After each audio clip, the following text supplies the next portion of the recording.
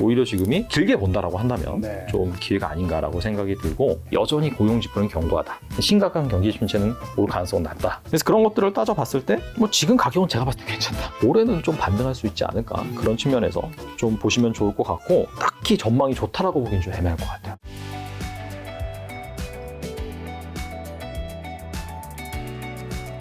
야, 이제 2023년에 이제 이락 지자님과 처음 뵙는데 혹시 뭐 올해 개인적인 소망이나 목표 같은 건 있으세요? 우리 저 개인적인 소망 네. 목표는 제가 사실 열심히 해서 이룰 분야는 아닌 것 같고 네. 그냥 좀 자산 시장이 좀 반등해줬으면 좋겠다. 예, 특히 이제 주식 관점에서 네. 작년에 워낙 좀 힘들었기 때문에 올해는 그래도 작년보다는 좀 낫지 않겠는가. 네. 그런 관점에서 투자 아이디어를 가지고 잘 고른다라고 한다면은 의미 있는 수익을 낼 수 있지 않을까. 그렇게 좀 그런 관점에서 이제 투자 아이디어 오늘 준비해 주신 자료가 2023년 증시 전망과 유망 투자처인데 자, 요거 어떤 내용인가요? 좀 한번 브리핑 한번 해주시죠. 정말 그냥 그 내용입니다. 바로 그럼 들어갈까요? 근데 이제 여기 보면은 빨간색으로 부제로 해서 이제 그렇게 되지 않을 가능성이라고 했는데 네. 이걸 제가 왜 이렇게 부제로 달았냐면 여기 이제 핵심이 있는데 주로 이제 최근에 이제 어떠세요? 대부분 나와서 이제 경제 전망이라든지 하시는 분들 말씀 들어보시면 2023년은 어떻게 네. 전망하시죠? 대부분? 2023년요? 경기는 안 좋다고 보시는 것 같고 근데 증시는 이제 좋게 보시는 분들은 더 빠질 때가 그렇게 많이 없다.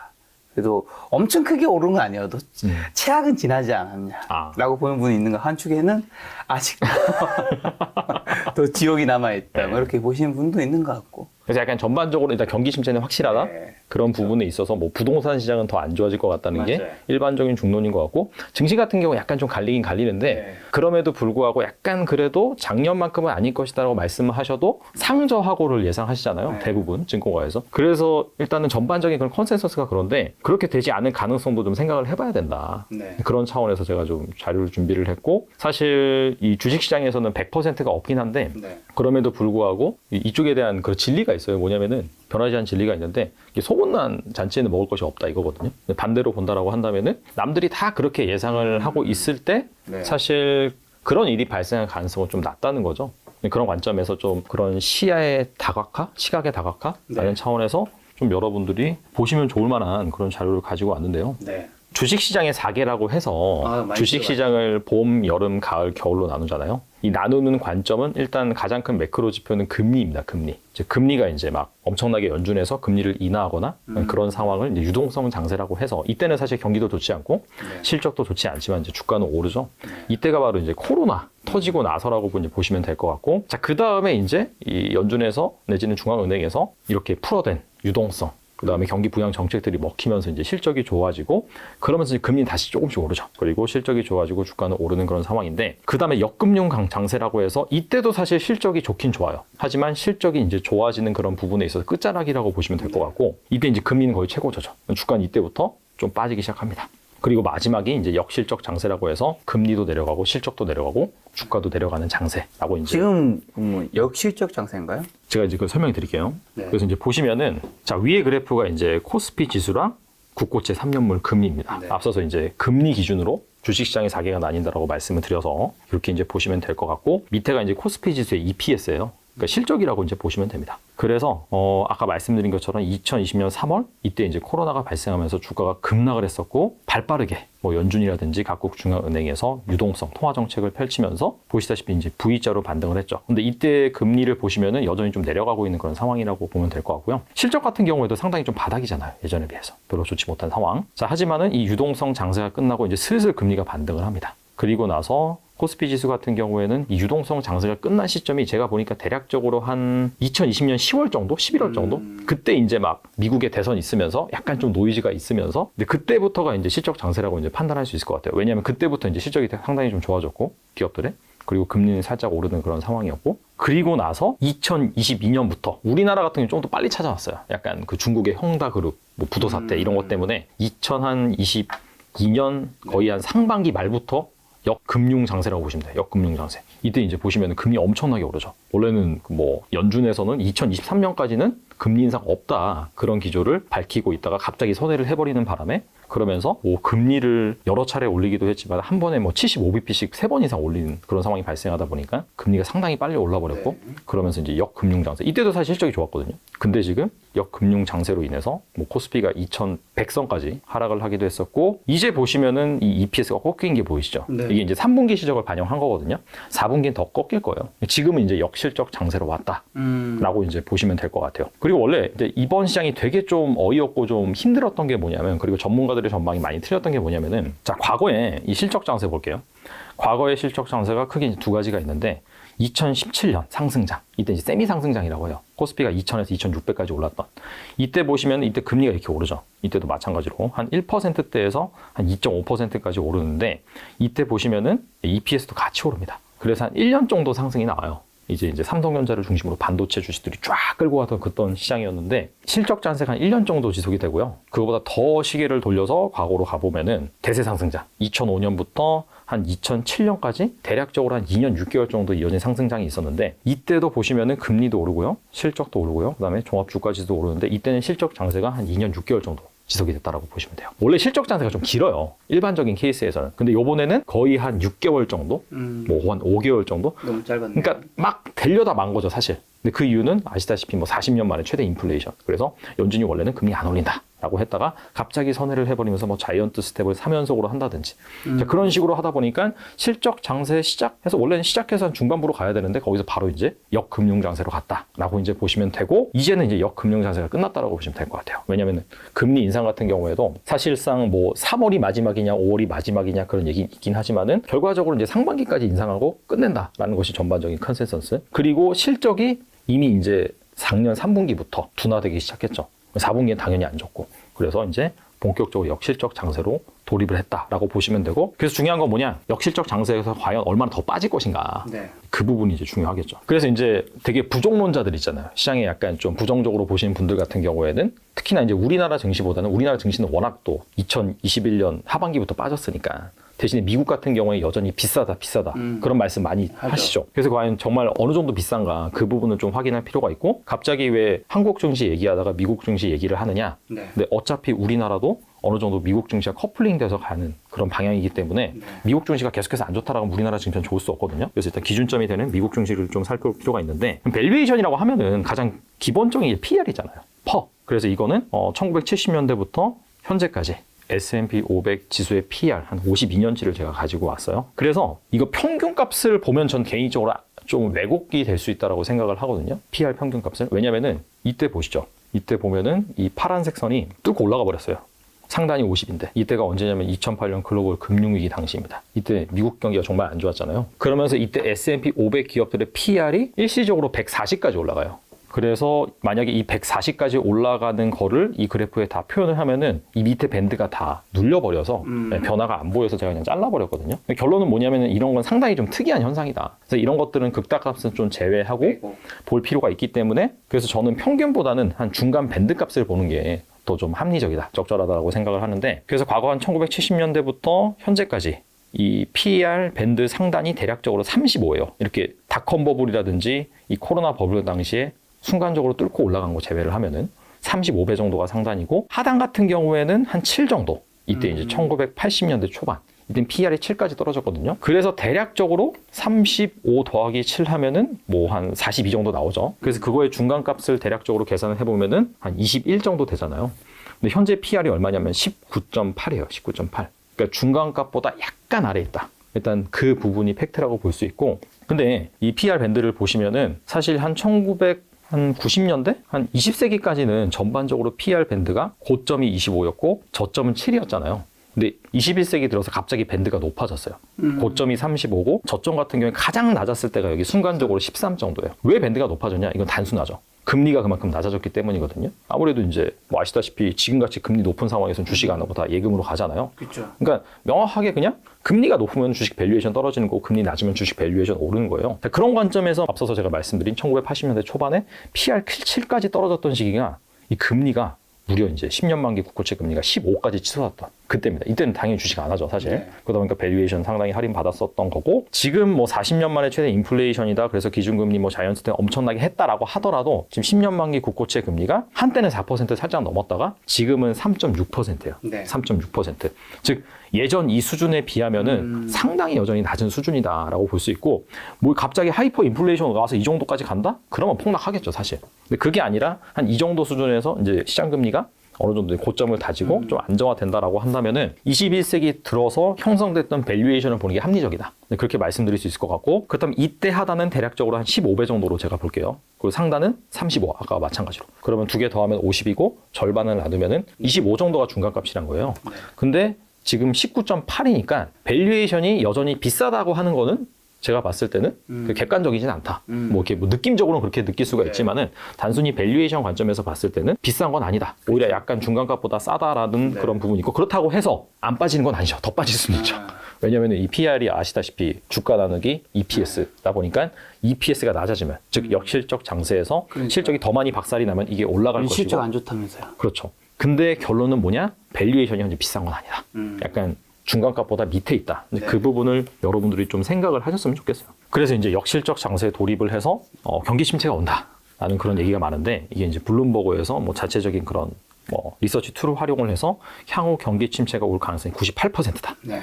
뭐 이런 얘기가 있죠. 그래서 과연 어느 정도 올 것이냐, 그 부분을 잘 살펴봐야 되는데, 그래서 뭐 여러 가지 시장에서 나오는 경제 지표, 데이터들이 있습니다. 하나하나 살펴보면은 장단기 금리차, 이건 이제 경기 침체를 예고하는 시그널이죠. 근데 이 부분이 뭐 작년부터 이미 역전 현상이 많이 발생을 했고, 이 역전의 강도가 뭐 글로벌 금융 위기나 아니면은 그 닷컴 버블보다 훨씬 심해요, 지금. 저희 역전할 때마다 그 다음에는 경기 침체 올 확률이 굉장히 높았다면서요. 그러니까 6개월부터 18개월 안에 무조건 온다. 약간 좀 그런 거긴 한데, 이미 이제 역전되고 나서 6개월이 지나긴 했어요. 네. 그리고 역전폭도 상당히 심하고, 근데 이거는 좀 특수한 경우예요. 그러니까 역전폭이 너무 심했다 그래서 과거 글로벌 금융 위기나 닷컴 버블 때보다 더 안 좋다라고 해석하기에는 좀 무리가 있는 게, 아시다시피 갑작스럽게 막 3연속 자이언트 스텝을 했잖아요. 네. 그렇기 때문에 단기물인 2년물이 너무나 빨리 올라가지고 역전이 좀 심화된 그런 차원이 있고, 대표적인 게 이제 1980년대 이때 앞서서 말씀드린 것처럼 막 기준금리 10% 이상씩 막 올릴, 그때는 훨씬 심했죠, 역전폭이. 그래서 일단 경기 침체는 맞지만은 이 폭이 심하다라고 해서 뭐가 경기 침체가 엄청나게 하드랜딩으로 올 것이다라고 생각하는 거는 약간 좀 무리가 있다라고 말씀을 드리고, 그 다음에 이제 미국의 제조업 지수입니다. 제조업 지수 같은 경우에는 이제 50 이하면은 경기 침체다라고 판단을 하는데, 50 이하로 진입을 이미 했습니다. 이 진입을 한 상태고, 근데 같은 기간 서비스업 같은 경우는 계속해서 견조하게 한 55, 뭐 56, 54 이렇게 나왔는데, 가장 최근에 1월 초에 발표된 데이터를 보면은 12월 서비스업 지수 같은 경우에도 지금 갑작스럽게 49로 나왔어요. 원래 컨센서스가 55였거든요. 네. 근데 49로 나왔어요. 그래서 그 이유를 좀 찾아보니까 연말 소비 시즌이 끝나고 몰렸던 소비가 이제 일단락이 되면서 많이 꺾였다. 그런 말이 있는데, 미국 같은 경우에는 소비가 경제 이제 3분의 2라고 보시면 돼요. 그래서 이거 꺾인 거는 정말 경기 침체에 돌입을 했다. 미국 내수 시장도 크니까. 그렇죠. 그래서 그렇게 지금 형성이 되어 있는 상황이고, 딱 하나 아직까지 안 꺾이고 있는 지표가 있는데, 이게 바로 실업률입니다. 실업률이 원래는 11월 그 실업률 같은 경우에 3.7이 나왔거든요. 요번에는 그보다 더 높거나 비슷할 것으로 예상을 했는데, 12월 실업률 같은 경우에 3.5가 나왔어요. 다시 내려갔어요. 다시. 내려갔네. 네. 그래서 이런 지표들을 보면은 이제 경기 침체가 시작된 것이라고 판단할 수가 있지만은, 여전히 고용 지표는 견고하다. 근데 여기서 그럴 수밖에 없다라고 이제 주장하는 측면에서 주장하는 건 뭐냐면은 후행 지표입니다. 사실 실업률은. 전반적으로 이게 실업률이 올라갈 때는 이렇게 스무스하게 올라가는 게 아니라 거의 경기 침체가 시작이 되고 이게 좀 가속화되면은 갑작스럽게 올라가는 지표다라고 해서, 이거는 언젠가는 당연히 올라갈 것이다 얘기를 하는 부분이 있는데, 연준에서 그 제시하는 2023년 실업률을 4.4%로 제시를 했거든요. 근데 우리가 경기 침체를 판단할 때 크게 두 가지 지표를 봐요. 기술적으로 판단할 때 GDP 성장률이 2분기 연속 마이너스를 기록을 했느냐, 두 번째 향후 12개월간 실업률이 한 1.5%포인트 정도 상승을 했느냐. 근데 이제 연준에서 전망한 거에 바에 따르면은 사실 11월 달에 3.7%가 나왔는데 이게 이제 4.4%까지 올라간다? 근데 그러면은 그렇게 실업률이 많이 올라간 건 아니라는 거죠. 자연 실업률을 4%로 제시를 하거든요. 근데 그거보다 약간 좀 높은 수준이다? 그 얘기 뭐냐면은 분명히 어느 순간에는 실업률이 올라가긴 올라갈 거지만은, 이게 뭔가 심각한 경기 침체로 치부되기 위해서는 더 많이 올라가야 되는데, 일단은 연준에서는 보는 바에 따르면은 그렇게 많이 안 올라가고 할 것이다. 고용시장이 그만큼 타이트하다. 근데 실제로 계속해서 타이트하다는 지표는 나오긴 나오거든요. 그래서 이런 것들을 감안한다라고 하고 연준의 데이터를 신뢰한다라고 하면은 생각보다 그렇게 하드랜딩, 심각한 경기 침체는 올 가능성은 낮다. 네. 이제 그렇게 판단할 수 있을 것 같고 1980년대 이제 폴 볼커 의장이 있을 때랑 많이 비교를 하잖아요. 그때는요 실업률이 5%에서 10%까지 갔어요. 그러니까 엄청나게 좀 심각했던 상황이죠. 근데 이제 그때랑 비교를 많이 하는데 이 절대적인 레벨 수준 같은 경우에는 그렇게 심하진 않다. 그 정도까지는 아니다. 방향성은 비슷하지만. 그래서 생각보다 이 고용시장이 타이트해지고 그다음에 최근에 이제 이 고용지표 나오면서 같이 나오는 데이터가 임금 상승률 데이터거든요. 근데 이게 생각보다 둔화가 빠르게 되고 있어요. 그러니까 상승률이 원래는 뭐 0.5% 전월 대비 근데 뭐 0.3%로 나온다든지 생각보다 상승률이 좀 둔화되고 있거든요. 네. 그럼 연준에서 막 더 강력한 긴축을 할 좀 근거? 이유가 살짝 좀 떨어지거든요. 뭐 연준이 이제 작년 12월 FOMC 때 전도표를 올해 이제 중립금리 상단을 5.1%로 제시를 했는데 말미 항상 얘기한 게 뭐냐면은 데이터 디펜던시다. 데이터 보고 결정하겠다. 근데 이렇게 임금 상승률이 생각보다 좀 시장에서 예상한 것보다 둔화된다라고 한다면은 더 강력한 긴축으로 갈 가능성은 낮거든요. 자, 그렇다라고 한다면은 시장에서 그렇게 우려하고 막 걱정하는 심각한 경기 침체에 빠질 가능성은 좀 낮을 수도 있다. 이제 그렇게 이제 좀 보시면 좋을 것 같아요. 그래서 앞으로 이제 좀 잘 살펴봐야 되는 지표가 총 4가지가 있는데 중요도 순으로 제가 나열을 했어요. 가장 중요한 게 이제 중국 쪽인 것 같아요. 중국 쪽에서 지금 리오프닝을 본격적으로 실시를 하고 있는데 최근에 또 뭐 어젠가 그젠가 기사 보면은 또 690조 규모의 또 뭐 약간 좀 돈을 푼다. 채권을 발행해서 경기 부양시키기 위해서. 그래서 여기에서 얼마나 이 중국을 중심으로 경기 부양이 좀 나오는 것인지 그 부분이 중요할 것 같고 아마 어제 이제 세계은행에서 올해 이제 경기 전망을 했는데 중국 같은 경우에는 한 성장률을 한 4% 정도? 뭐 그 정도로 약간 좀 제시를 한 것 같긴 하더라고요. 그럼 이제 작년보다는 좋아진 게 맞긴 맞는데 아무튼 간에 중국에서 얼마나 역할을 잘 해주느냐. 특히나 이제 우리나라 증시 입장에서는 이게 중요하겠죠. 그 다음에 앞서서도 이제 임금 상승률이 좀 둔화되고 있다라고 말씀을 드렸는데 이 점도표에서 제시한 5.1% 여기까지만 올리느냐 아니면 이거보다 좀 덜 올리느냐 그 부분이 중요할 것 같고 그 다음에 유럽에서 얼마나 날씨가 온화하느냐 근데 이 부분은 좀 온화한 것 같아요. 최근에 천연가스 가격이 엄청 많이 빠졌잖아요. 네네. 한때 뭐 8불, 7불까지 갔다가 지금 3점 몇 불이거든요. 그래서 그런 것들을 보면은 확실히 이 에너지 관점에서 뭔가 유럽 경제 위기라든지 그런 부분은 예전보다는 좀 둔화되고 있다. 그런 부분이 있고 마지막으로 이제 전쟁인데 이게 이제 어느 정도 좀 종료가 돼주느냐. 아무래도 인플레의 좀 작은 요소이기 때문에 그래서 이 4가지에 따라서 좀 하드 랜딩인지 아니면 소프트 랜딩인지 달라질 수 있다. 그리고 이런 것들의 위험성을 가장 잘 보여주는 지표가 제 생각에는 달러 인덱스다. 그래서 인덱스가 현재 수준에서 좀 하향 안정화된다라고 한다면은 소프트 랜딩 가능성이 더 높아진다라고 보시면 될 것 같아요. 달러 인덱스 근데 굉장히 급격하게 좀 많이 내려오지 않았나요? 너무 급격하게 많이 올랐으니까 약간 좀 안정화됐는데 만약에 이런 하드 랜딩 가능성, 뭐 유럽에서 또 위기가 터지고 또 금리 더 올린다 그러고 중국이 갑자기 리오프닝 했는데 안 되겠다고 다시 봉쇄한다든지 그러면은 다시 오를 거거든요, 분명히. 그래서 그런 것들을 잘 보여주는 인덱스가 이제 달러 인덱스다라고 이제 보시면 될 것 같고 만약에 아니 나는 부정적으로 봐. 분명히 하드 랜딩이 될 거야. 라고 한다면은 제 생각에는 요런 거 투자하면 좋을 것 같아요. 이게 뭐냐면 이제 국고채 장기물 ETF인데 물론 이제 미국채 사시는 분들은 그렇게 사시면 되는데 만약에 한국에서 뭐 투자만 거 없을까? 라고 이제 생각을 한다면은 요 2개를 제가 말씀드린 이유는 뭐냐면은 일단 그 채권이 대부분 뭐 안전자산이고 그 다음에 지금 뭐 금리가 높아진 상황에서 언젠간 내려갈 텐데 뭐 그런 수익이 나는 거 아니냐 그래서 그런 부분이 좋은 거 아니냐라고 생각할 수가 있는데 주식 투자하는 사람 입장에서는 좀 성에 안 차는 게 있어요. 시세 차익이 많이 안 난다는 거죠. 근데 요 장기물 같은 경우에는 시세 차익이 좀 많이 나는 편이에요. 왜냐면 이제 듀레이션이 되게 커가지고 이를테면은 만약에 지금 뭐 30년 만기 채권 금리가 4%예요. 근데 이게 3%로 떨어지면 1%포인트 떨어지는 거잖아요. 근데 이 KB스타 키스 국고채 30년 같은 경우에는 듀레이션이 28 정도 돼요. 그럼 1%포인트 곱하기 28 하면은 28%가 나오거든요. 즉 30년물 금리가 4%에서 3%로 떨어지면 28% 수익이 나요. 이 ETF 같은 경우에. 그리고 요 밑에 있는 코덱스 국고채 30년 액티브 같은 경우에는 듀레이션이 한 18 정도 돼요. 마찬가지로 4%에서 3%로 떨어지면은 수익률이 한 18% 정도가 납니다. 그래서 만약에 채권을 투자하고 싶은데 너무나 기대 수익률이 좀 낮다라고 하시는 분들 같은 경우에는 좀 이런 상품도 있다. 그래서 뭐 하드 랜딩이라든지 그 다음에 아무튼 간에 이 장기물 금리가 좀 빠르게 빠질 것이다. 경기 침체 때문에 라고 생각하시는 분들 같은 경우에는 뭐 이런 것도 좀 선택지에. 근데 요즘에 채권 투자하라고 작년부터 하반기 때 투자하라고 하시는 분들도 많았잖아요. 맞아요. 지금 채권 투자는 좀 어떻게 생각하세요?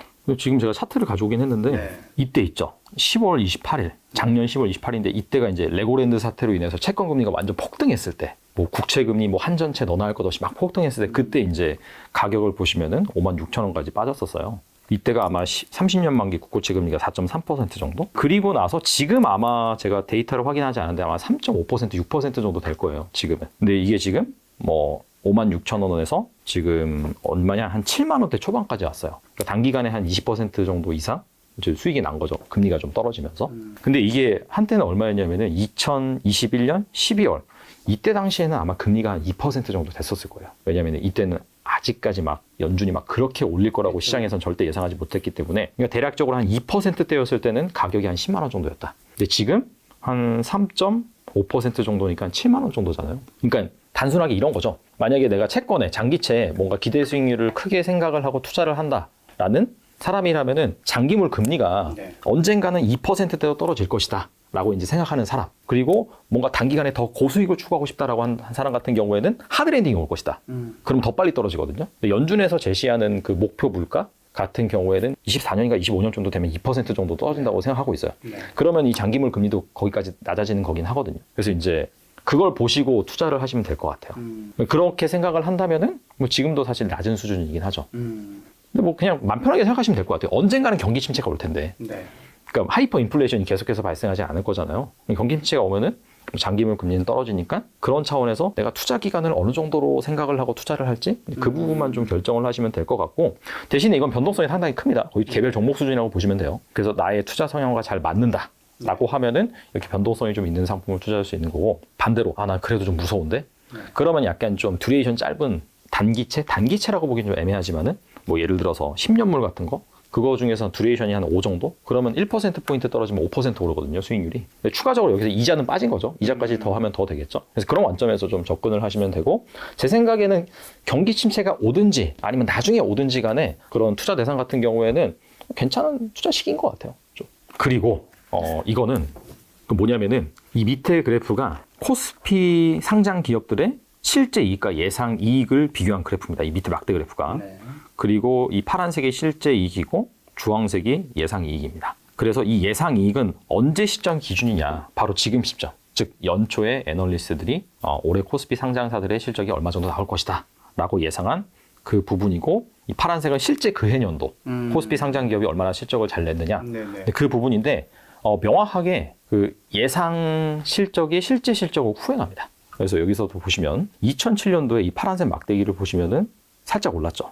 사실 여기에선 살짝 오른 건데 이게 이제 축이 워낙 이제 높다 보니까 살짝 오른 것처럼 보이지만은 상당히 좀 많이 오른 편이긴 하거든요. 여기서 이만큼 오른 게. 자, 그러니까 이 예상 이익 같은 경우에 2008년도 같은 경우에 더 높게 제시하죠. 이 막대기가. 2007년도 좋았으니까 2008년도에 더 좋을 거야. 근데 실제로 글로벌 금융위기 오면서 이게 확 꺾였죠. 그리고 이때도 마찬가지예요. 2011년 보시면은 실적이 전년 대비 실제 실적이 상당히 좋았죠. 그러니까 2012년 연초에 올해 더 좋을 거야 라고 전망을 하는데 실제로는 별로 안 좋았죠. 그리고 2018년에도 마찬가지예요. 2018년도, 2017년도에 삼성전자 중심으로 반도체 쪽이 워낙 좋다 보니까 완전히 어닝 서프라이즈를 냈으니까 2018년에는 더 좋다라고 생각을 했는데 실제로 아니었죠.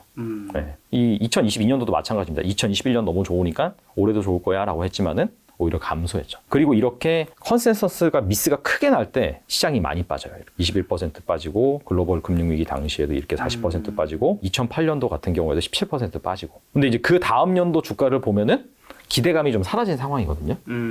그래서 그런 상황에서 봤을 때는 뭐 폭발적으로 오르거나 그런 건 아니지만은 당연히 이 기대감을 크게 미스한 연도보다는 시장이 괜찮다. 그게 이제 주요 통계거든요. 마이너스 난 다음에 또 마이너스 난 적은 없네요. 네. 없어요. 그러니까 이게 이제 2001년도부터 그 데이터고 그 전에는 사실 데이터가 없어요. 실적 데이터나 이런 게 컨센서스 데이터가 없기 때문에 그쪽은 제가 이제 준비를 못 했는데 근데 결과적으로 그렇습니다. 작년에 너무 안 좋으면은 최근 20년치만 봤을 때는 뭐 올해 나쁜 소식은 아닌 거네요. 그래서 제 생각에는 올해는 작년 같은 상황이 일어날 가능성은 제로는 아니겠지만 매우 낮다. 라고 이제 보시면 될 것 같고, 그 다음에 이제 뭐 결론적으로 말씀드릴 수 있는 거는 뭐 전반적으로 상저하고다 이렇게 예상을 하잖아요. 근데 이제 생각보다 이 마일드한 경기 침체가 크지 않다. 그리고 뭐 중국 그런 쪽에서 어느 정도 경기 회복이 좀 되어준다. 근데 추가적으로 어차피 3월인지 5월인지는 알 수는 없어요. 연준이 이제 금리를 그만 올리겠다라고 하는 시점이. 하지만 이런 것들이 어느 정도 맞물리는 그런 타이밍에 오히려 이제 상반기가 좀 좋을 수 있다. 제 생각에는. 하반기는 사실 모르겠어요. 그때 가봐야지 알 것 같고. 근데 뭐 어떤 전문가분들이 상저하고라고 하는데 지금 그 얘기는 좀 다른 얘기 하시는 거죠. 그러니까 상저하고가 되게 애매한 게 그럼 상반기에 뭐 예를 들어서 코스피 지수가 갑자기 2,800에서 계속 가다가 하반기에 2,500으로 내려간다? 뭐 그렇게 뭐 평가할 수 있는 건 아니잖아요. 그래서 아마 지금 1분기, 2분기가 아니라 1월, 2월 같은 경우에는 아무래도 실적에 대한 두려움. 그 다음에 아직까지는 그 연준이 뭐 어떻게 금리를 뭐 계속해서 데이터 디펜던시다 원론적인 입장을 강조한다. 그런 노이즈 때문에 한 1월, 2월은 좀 흔들릴 수가 있겠지만은 어차피 상반기라는 그 기준이 6월까지잖아요. 그래서 오히려 상반기에 약간 그런 노이즈를 겪고 좀 반등이 나올 수 있지 않을까? 제 생각엔. 하반기는 오히려 이제 가봐야지 알 수 있다. 그리고 무엇보다 중요한 거는 만약에 마일드한 경기 침체다. 그래서 연준이 금리 인상을 중단하긴 중단하는데 이거를 원래는 시장에서는 하반기 한 올해 하반기 정도면 금리 인하할 거라고 지금 채권 시장에서 보고 있긴 하거든요. 근데 그게 아니라 생각보다 경기가 견조하니까 이 고금리로 쭉 유지하겠다? 그러면 오히려 하반기에 가서 약간 좀 불안해질 수도 있는 요인이 있는 거예요, 사실. 그래서 그 부분은 좀 하반기에 가봐야 좀 알겠지만은. 그래서 제 생각에는 상반기에 상저하고다라고 해서 상반기에 주식 투자를 하지 말아야지. 약간 좀 그런 거는 조금 좀 경계를 할 필요가 있지 않을까. 네. 근데 마이너스 찍은 다음엔 항상 좀 그래도 좀 크게 올랐네요, 대부분. 크게 뭐 오른 적도 있고 아니면 살짝 오른 적도 뭐 있고. 그래도 다른 시기에 대비해서는. 그렇죠. 다른 시기 뭐 0.7, 2.3, 3 뭐 이런 것도 있는데. 그리고 이제 미국 시장 통계가 더 어떻게 보면 역사가 기니까 그 부분을 말씀드리면 2년 연속 하락한 해가 120년 동안에 한 3번 정도 있어요. 3번 정도. 닷컴 버블이랑 그 다음에 대공황. 하나는 생각이 안 나네요. 아무튼 딱 3번 정도 있습니다. 그러니까 그게 약간 좀 특이한 케이스다라고 해서 지금은 약간 너무 부정적으로 보기보다는 약간 좀 물론 이제 여유 현금이 없는 분들이 대부분이실 것 같긴 한데 좀 오히려 약간 좀 뜨거운 생각으로 좀 임하시는 게 좋지 않을까. 혹시 미국에 그럼 2년 연속 하락한 경험이 120년 3번 있다면 3년 연속 하락한 적은 있나요? 그게 아마 대공황 때가 아마 그랬을 거예요. 딱 한 번 정도? 네, 한 번 정도. 그때 완전 경제가 망가졌었으니까. 알겠습니다. 어쨌든 뭔가 위안이 되네요. 그 다음에 이제 우리가 이제 업종이라든지 섹터를 고를 때 어떤 기준으로 좀 판단을 해야 되느냐 그런 관점에서 약간 통계학적으로 제가 좀 준비를 해봤어요. 분명히 이제 좋은 아이디어나 그런 것들은 다른 분들이 많이 말씀해 주실 거니까. 그래서 이 그래프는 뭐냐면은 2002년부터 2020년까지 업종별로 영업이익 얼마나 좋아졌는지 그리고 그 당해년도 주가가 얼마나 상승을 했는지 그런 이제 통계라고 보시면 되는데, 그래서 첫 번째 그래프를 보시면 이익 변곡점, 계속해서 이익이 감소를 하다가 이제 턴어라운드를 시작한 첫 해 같은 경우에는 주가가 오른 케이스가 76%, 그 다음에 하락한 케이스가 24%예요. 그리고 두 번째 그래프는 1차 이익 증가년도 주가. 이게 무슨 말이냐면은 이익이 딱 1년치만 증가를 하고 2년치부터는 감소한 게 아니라 뭐 2차 년도까지 증가를 할 수 있잖아요. 자, 그때 즉 1차 이익 증가년도 당시에는 주가가 어떻게 됐냐 보니까 이 최고 상승 플러스 상승 더하면 84%거든요. 그러니까 10종목 중에 8, 9종목은 첫 번째로 이익이 증가하는 연도 같은 경우에는 주가가 올랐다라고 보시면 될 것 같아요. 그리고 2차 이익 증가년도 주가 같은 경우에는 2년차 이익이 증가했음에도 불구하고 반반이에요. 오른 종목 반, 하락한 종목 반. 그래서 그 이유가 뭐냐면은 사실 이게 이제 우리나라 기준이잖아요. 우리나라 업체들은 시클리컬이 많아요. 경기 민감주들이 많고 경기 그런 사이클의 진폭을 보면은 보통 한 4년에서 5년 사이입니다. 그러니까 절반 정도는 이익이 좋다가 절반 정도는 안 좋을 수 있다. 그런 개념이기 때문에 사실 한 2년차 정도까지 이익이 증가한다라고 하면은 이제 시장에서는 그렇게 생각을 하는 거죠. 그럼 3년차는? 3년차부터 꺾이겠네? 라고 이제 생각을 하는 거죠. 그렇기 때문에 이익 증가 2차 년도 같은 경우에는 원래는 뭐 이익은 주가의 함수라며 이익 증가 올라야 되는 거 아니야 라고 하지만은 주식시장은 그 다음 연도에 대한 좀 불확실성, 의문성 때문에 오히려 이때는 주가가 오르거나 내릴 확률이 반반이다. 라고 보시면 될 것 같아요. 그래서 이제 투자자 입장에서는 이 데이터를 가지고 좀 어떤 인사이트를 얻을 수 있냐면은 올해 이익이 증가할지 안 할지 모르죠. 앞서서도 이제 보셨다시피 이 코스피 상장 기업들의 실제 이익과 애널리스트들이 전망한 예상치가 많이 다르다는 것을 아시잖아요. 결론은 뭐냐? 이미 몇 년치 계속해서 이익이 증가를 했거나 작년에 이익이 좋아서 주가가 좀 선방한 그런 기업들 있죠. 오르거나. 그런 기업들은 좀 조심할 필요가 있다는 거죠. 그런 기업들은 왜냐하면 아시다시피 2차 이익 증가년도 같은 경우에는 오를 확률이 반, 내릴 확률이 반이니까 잘해도 본전일 가능성이 있다. 그래서 그런 관점을 하나 가져가시면 될 것 같고, 자, 이건 뭐냐면은 컨센서스 상위 업종, 왼쪽 그래프 같은 경우에는 컨센서스 상위 업종 상위 5개예요. 반대로 컨센서스 하위 업종 5개. 연초에 이렇게 애널리스트들이 전망한 그런 업종을 가지고 1년치 정말 주가 상승률을 한번 비교를 해본 거예요. 자, 그랬더니 2002년부터 2022년까지 컨센서스 상위 5개 업종의 평균 수익률은 6%, 하위 업종은 12%예요. 시장에서 뭔가 상대적으로 별 관심이 없고 뭐 이익이 그렇게 뭐 증가할지 안 할지 잘 모르겠다.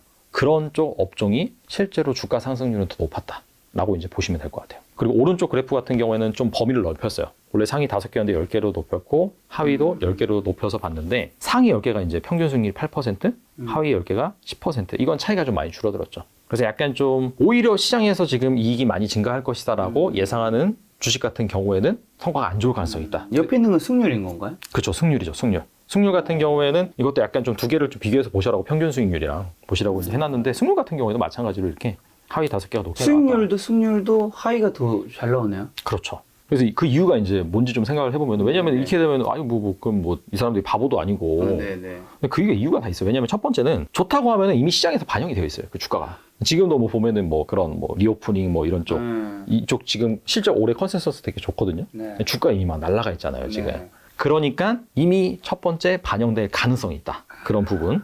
그리고 두 번째 같은 경우에는 뭐 아시다시피 1년간 어떤 일이 발생할지 저희가 모르잖아요. 네. 지금은 좋다라고 생각을 했지만 작년 같은 경우에도 러시아 우크라이나 전쟁 일어날 거라고 예상하는 사람들은 은근히 있었어요. 많았어요. 하지만 대부분 일주일이면 끝난다. 크림반도 병합과 마찬가지로. 하지만은 그게 아니라 지금까지는 안 끝났잖아요. 그러니까 예상치 못한 일이 발생할 수 있는 변수가 있기 때문에 네. 그런 것들이 아무래도 이렇게 좀 왜곡 현상을 만들지 않나 그런 생각을 좀 해봅니다. 그래서 이 그래프는 뭐냐면은 간단하게 말씀을 드리면은 Y축이 주가 상승률이고 X축이 이익 증가 기대율인데 만약에 이익 증가 기대율이 높으면은 주가 상승률이 높기 위해서는 이 추세선 빨간색 추세선이 이렇게 나와야 되거든요. 이렇게. 근데 이렇게 안 나오고 이렇게 나왔죠. 네. 그러니까 별 상관관계가 없다. 연초에 뭐 이익이 좋아질 거라고 예상한 업종이 뭐 1년간 주가가 좋은 건 아니다. 이제 그렇게 좀 보시면 좋을 것 같습니다. 그래서 뭐 이제 인사이트를 얻어본다라고 한다면은 일단은 올해 이익 증가 컨센서스가 안 좋을 것으로 예상되는 그런 업종을 좀 1차적으로 고를 필요가 있고 두 번째로 본다면은 작년도 별로 안 좋았던 그래서 작년에 뭐 주가가 별로 안 좋았다든지 그런 업종을 우리가 이제 좀 고를 필요가 있다. 라는 차원에서 올해 컨센서스가 안 좋은 순으로 제가 나열을 한 거거든요. 이렇게. 그래서 이런 쪽에서 좀 찾아보면 좋지 않을까 생각을 합니다. 그래서 반도체, 뭐 조선, 운송, 의료기기는 근데 워낙 섹터가 다양해서 뭐 진단 키트도 있고 뭐 임의용 의료기기, 수술 의료기기도 있고 해서 좀 분리해서 봐야 되고 그다음에 뭐 정유와 화학 같은 경우에는 정유는 사실 작년에 좀 좋았죠. 오히려 그 에너지 그런 부분 때문에 대신에 화학이 좀 안 좋았거든요. 네. 화학은 정유랑 정반대라고 보시면 돼요. 유가가 오르면은 오히려 이제 원재료 가격이 오르니까. 근데 만약에 유가가 좀 떨어진 상황에서 경기가 어느 정도 회복이 되는 시그널이 나오면 화학 제품 가격이 오를 수가 있거든요. 네. 그런 관점에서는 괜찮을 수 있다. 그렇게 이제 보시면 될 것 같아요. 그래서 여기에서 반도체가 이제 1등이니까 가장 안 좋은. 그래서 이 부분은 좀 살펴보면은 가장 안 좋다고 할 때 투자를 해야 한다라는 그렇죠. 그런 건가요? 그런 거긴 한데 요 밑에 이제 삼성전자 주가 차트예요. 이거는. 네. 요 위에는 이제 세계 반도체 시장 성장률이라고 보시면 됩니다. 어우, 좋은 데이터네요. 네, 근데 보시면은 이게 가장 안 좋을 때 성장률이 이때부터 주가는 올라요. 2012년에도 그랬고 2016년에도 보시면은 이 성장률이 거의 제로였는데 이때부터 오르죠. 그리고 2019년에 정말 안 좋은 마이너스 11%. 네. 근데 보시면 이때 바닥 찍고 오르죠. 어. 올해 진짜 안 좋다라고 하잖아요. 네네네. 지금 네. 장중인데 매수하면 되는 거예요, 저. 빨리 얘기해 줘. 옆에 모바일이 있으니까. 그러니까 뭐 아시다시피 여기 이제 나가겠죠 문구가. 자, 네. 투자 판단은 본인 개인의 몫이죠. 개인의 제 몫입니다. 개인의 몫입니다. 네, 개인의 몫입니다. 제가 알아서 할게요. 이따 식사할 때 제가 말씀드리겠습니다. 저 삼성전자 그래서 어떻게? 그래서 만약에 같이 얘기해 줘야죠. 간단한 이게 너무 간단한 건데 뭐냐면은 네네. 올해 최악이고 네네. 내년부터 좋아지잖아요. 네. 그럼 올해부터 오르는 게 맞아요. 삼성전자는 그랬다. 그렇죠. 그리고 아마 크게 다르지 않을 거예요. 나머지 그런 반도체 주식들 같은 경우에도 그렇기 때문에 뭐 사실 아마 여기저기에서 반도체를 추천하신 분도 계시긴 할 거예요. 네네. 근데 그 말에 저도 동의를 해요. 그러니까 데이터를 뽑아 보니까 이런 식으로 나오더라. 그래서 오히려 지금이 좀 길게 본다라고 한다면 네. 좀 기회가 아닌가라고 생각이 들고 근데 이제 그런 거죠. 좋다라고 해서 지금부터 오르는 거 아니에요. 그렇죠. 그렇죠. 1년을 놓고 봤더니 연초보다 올랐다 이거지. 네, 지금 약간 발을 빼는 거죠. 바로 빼는 게 아니라 진짜 그러니까 맞으니까. 왜냐면 상반기 안 좋았다 하반기에 좋을 수도 있으니까. 요 이미지 한 장으로 많은 분들이 삼성전자 살 것 같다는 느낌이 듭니다, 지금. 제 생각에는 아마 살 수 있는 여력이 되신 분이 있을런지 모르겠는데 네. 근데 저는 그리고 이제 단순히 삼성전자를 얘기하기 위해서 나온 게 아니라 반도체를 그렇죠. 얘기해서 나왔으니까 그래서 이제 그러면은 난 삼성전자 너무 크고 네. 나는 좀 기대 수익률이 더 높다라고 한다면은 당연히 그 밑에 있는 소부장 그런 네. 기업들도 볼 필요가 있잖아요. 그래서 이제 여러 가지 아이디어를 가지고 왔는데 첫 번째가 이제 국산화. 2019년에 일본의 그런 뭐 수출 규제가 있었죠. 뭐 불화수소라든지 뭐 포토레지스트라든지. 그래서 그런 부분에 있어서 우리나라가 이제 소부장 업체들이 본격적으로 좀 국산화를 시작을 했는데 대표적으로 이게 반도체 전공정 중에서 여러 가지 공정이 있는데 국산화가 가장 안 된 부분 중에 하나가 노광 쪽이에요. 노광. 노광 이제 빛을 쏴가지고 그 반도체 회로 새기는 그런 부분이거든요. 그래서 이거와 관련해서 지금 국산화를 진행하고 있는 업체들의 리스트, 네. 뭐 SNS는 이제 블랭크 마스크, FST는 EUV 펠리클, 동진 세미캠 같은 경우는 이제 EUV 뭐 포토 레지스트 뭐 이런 업체들이거든요. 아마 동진 세미캠 최근에 기사가 났을 거예요. 상용화해서 이제 뭐 삼성전자에 납품을 한다 그런 기사가 나온 걸로 알아. 그래서 좀 이런 쪽 기업들을 잘 살펴볼 필요가 있고, 두 번째 같은 경우에는 이제 시스템 반도체 투자 수혜주인데 뭐 아시다시피 뭐 세계 블록화, 뭐 탈세계화 하면서 원래는 값싼 동남아나 중국에 공장을 많이 지었는데 이제 유럽이라든지 미국이라든지 이런 쪽으로 막 공장을 이전을 하는 건 아니고 새로 짓잖아요. 네. 그래서 이 기업들은 뭐냐면은 미국의 공장을 가지고 있는 기업들이에요. 뭐 아시다시피 삼성전자가 미국 테네시 공장에 이제 시스템 반도체 공장 짓는다라고 했는데 단순히 삼성전자만 볼 게 아니라 거기엔 TSMC도 있고 마이크론도 있잖아요. 실제로 이 중에서 그런 마이크론이나 TSMC와 거래를 하는 기업들도 있어요. 그래서 미국에 뭔가 공장이 지어진다라고 한다면은 또 미국의 공장을 가지고 있는 뭐 이런 장비주들이나 소재 기업들 같은 경우에는 또 이제 모멘텀을 받을 수가 있겠죠. 네. 마지막으로 말씀드릴 건 뭐냐면은 삼성전자가 이제 지분 가지고 있는 기업들. 최근에 그 삼성전자가 레인보우 로보틱스라고 해서 그 로봇주 유상증자 참여하면서 그게 그냥 지분 투자한 거거든요. 갑자기 주가가 3만 원인데 5만 원 갔어요. 순식간에. 그래서 뭐 이 기업들은 이미 이제 삼성전자가 지분 투자를 했다. 라는 거고, 지분 투자 유형이 크게 두 가지가 있어요. 유상증자가 있고 전환사채 투자가 있거든요. 근데 전환사채 CB 투자 같은 경우에는 마음에 안 들면 나중에 그냥 원금 상환하고 끝내면 돼요. 그러니까 지분 관계를 청산할 수가 있거든요. 근데 이제 유상증자로 들어가면은 어떻게든 이제 피를 섞는 그런 개념이 되니까 이런 기업들은 뭐 삼성전자가 고심고심하고 기술력이 있다라고 평가를 했기 때문에 또 이렇게 지분 투자를 한 거고 어느 정도는 계속해서 같이 가겠다. 네. 그런 생각이 있기 때문에 또 이런 기업들은 좀 눈여겨보시면 좋겠고, 아니 뭐 이렇게 종목이 많냐 그렇게 말씀하실 수가 있잖아요. 근데 그냥 제가 이제 하나 말씀드리고 싶은 건 뭐냐면은 여기 공통적으로 계속 등장하는 종목들이 있어요. 네네. 뭐 동진 세미캠도 그런 것 같고, 뭐 SNS도 그런 것 같고, 뭐 솔브레인이라든지 그런 종목들 보면은 뭐 여러 가지 투자 아이디어에 뭐 공통적으로 들어가는 기업들이 있거든요. 그래서 너무 많아서 공부하기 좀 힘들다라고 하면은 네. 이렇게 공통적으로 여러 가지 모멘텀이 있는 기업들 중심으로 좀 보시면 좋을 것 같아요. 그 앞서 말씀드린 것처럼 반도체 기업이라고 하더라도 종류가 되게 여러 가지가 있거든요. 네네. 삼성전자는 반도체 제조에 속하고, 앞서 말씀드린 뭐 소재 기업도 있고, 그 중에서 노광 기업, 뭐 블랭크 마스크, 시각 되게 많이 있어요. 그리고 반도체 장비 중에서도 되게 종류가 많이 있어요. 네. 그래서 여러분들이 좀 이런 것들은 좀 알고 좀 투자를 하셨으면 좋겠다. 네. 그런 차원에서 그런 것들 여러분들이 자세히 알고 싶으시면 이제 이력 제자님이 얼마 전에 출간하신 네. 대한민국 산업지도 이 책 안에도 요 시간에 있는 있지 이미지를 그대로 제가 가져온 겁니다. 그렇죠. 네. 이런 거 보시면 이제 반도체든 2차전지든 그 안에 어떤 섹터 안에서 어떤 것들을 투자할 수 있는지 우리가 좀 구체적으로 알 수 있는 거잖아요. 그렇죠. 이제 예를 들어서 뭐 노광 쪽이 막 부각을 받아요. 네네. 그러면 찾아보는 거죠. 어떤 기업들이 있는지. 그래서 그런 식으로 좀 어차피 제가 말씀을 드렸어도 네. 1년 안에 어떤 일이 생길지 모르잖아요. 그렇죠. 그죠? 그래서 그때그때 아이디어가 좀 달라질 수 있는데 네. 그럴 때 이제 활용할 만한 좋은 자료가 있으니까 좀 참조를 하시면 좋을 것 같습니다. 네. 자, 그럼 2023년에 좀 부가 몰리는 산업과 부가 좀 돈이 좀 빠지는 산업은 좀 어딜까요, 그러면? 일단은 빠지는 쪽은 간단한 것 같아요. 네. 간단하게 말씀드릴 수 있는데 대전제의 매크로 환경이 이제 바뀐다는 전제인 것 같아요. 작년 같은 경우에는 기준금리 인상, 에너지 가격 상승, 인플레이션 이런 것들이 키워드였잖아요. 그런 것 때문에 이제 수혜를 받았던 업종, 뭐 기업들 그런 것들은 굳이 뭐 말씀 안 드려도 잘 것 같은데 이게 뭐 빠진다라고 하면은 사람들이 좀 싫어해가지고 네. 주가 빠진다라고 하면은 근데 뭐 대부분 아시죠? 금리 오르면 좋았던 주식들 또 뭐 인플레이션이면 좋았던 주식들 그런 주식들이 이 매크로 환경이 바뀌는 그런 상황에서는 당연히 좀 거기에서 돈이 빠져가지고 네. 다른 쪽으로 들어갈 수 있다. 또 혹시 모르시는 분 계실 수 있으니까 크게 섹터는 그냥 뭐 아니죠. 금융 쪽이죠, 사실. 금융 가장 쪽. 금리 인상 수혜하면 뭐 보험이라든지 약간 네. 좀 그런 쪽. 그런 쪽이 제 생각에는 증권은 좀 달라요. 증권 쪽은 주식시장에 연동돼 있기 때문에. 그래서 이제 그런 쪽이 좀 조심해야 될 것 같고, 제 생각에는 아직까지는 필수 소비재가 좀 견조한 것 같긴 한데, 네. 금리가 낮아지는 지금 바람의 방향이 바뀌는 상황이 오면은 또 이쪽에서 좀 차익 실현을 한 다음에 좀 그동안 많이 좀 소외가 됐었던 뭐 성장주라든지 그쪽으로 돈이 쏠릴 수 있을 가능성도 좀 염두를 해둬야겠죠. 이거 대전제는 매크로 환경이 바뀐다는 전제입니다. 네. 근데 이제 산업이 성장하는데 내가 투자한 기업은 성장하지 못한 경우가 너무 많잖아요. 뭐 예를 들면 2차 전지 계속해서 좋다 얘기하는데 갑자기 어느 순간 이제 LG에너지솔루션이든 삼성엑스의 주가는 좀 꺾여 있었고 그런 거는 좀 어떻게 좀 판단해야 될까요? 일단은 그 앞에서 제가 말씀드린 자료에 입각해서 보면은 첫 번째 산업이 성장했기 때문에 주가가 상당히 많이 좀 오르거나 선 반영을 해서 피로도가 쌓였을 가능성이 있다라고 이제 첫 번째 대전제를 볼 수가 있을 것 같고 이제 그런 차원에서 최근에 LG 에너지 솔루션이라든지 그 LG 에너지 솔루션이 대장주죠. 60만 원까지 장중에 신고가를 기록을 했다가 최근에 한 40만 원대까지 쭉 빠졌잖아요. 그러니까요. 이거는 이제 명확한 이유가 있어요. 왜냐하면 이제 상장한 지 만 1년이 되어가는 시점에서 이제 우리 사주 물량이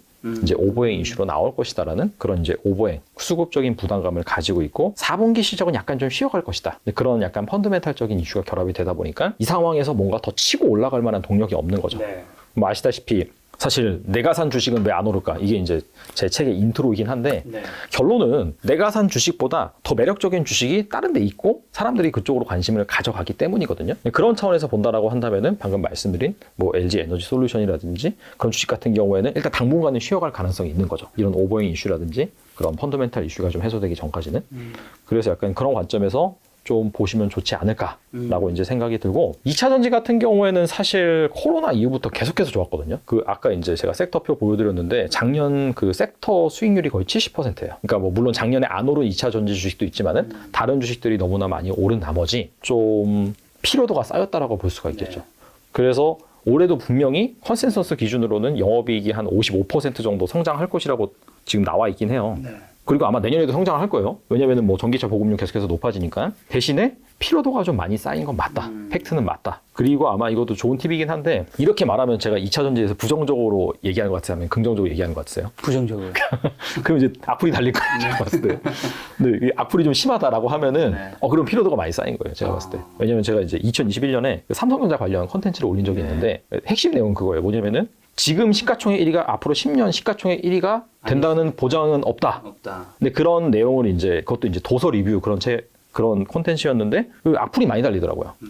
근데 그런 걸 보면은 약간 그 삼성전자 신봉자들이 상당히 많구나. 좀 위험할 수 있구나. 근데 그게 하나의 어떻게 보면 유튜브를 좀 되게 약간 좀 그 이면에 숨어져 있는 좋은 정보를 파악할 수 있는 그런 부분이 아닐까라고 생각이 드는데 근데 마찬가지예요. 2차 전지에 대해서 약간 좀 다소 약간 좀 중립적인 의견을 제시한다라고 했을 때 무슨 소리냐 이거는 뭐 대한민국 최애 산업이다 앞으로 계속 성장한다 무조건 성장한다 하면서 좀 그런 악플이 달리면은 이거 약간 좀 피로도가 많이 쌓였다. 그렇게 이제 판단하셔도 좋지 않나 생각을 하고 2차 전지가 그래서 이제 주가 떨어진다 이런 얘기가 아니라 피로도가 쌓였기 때문에 아마 제한적으로 수급이 몰릴 것이다. 근데 그렇게 이제 판단해서 말씀드리기 맞는 것 같고 그런 차원에서 제가 그 최근에 그 국민연금이 뭐 신규 매수한 2차 전지 주식 그런 것들이 있는데 그게 있나요? 네, 그런 뭘 매수했죠? 말씀을 드리면은 국민연금 같은 경우에는 특례 적용 전문 투자자예요. 그래서 원래 이제 운용사 같은 경우에는 신규 지분 보유를 하면은 보유한 시점부터 5 영업일 안에 공시를 무조건 해야 되거든요.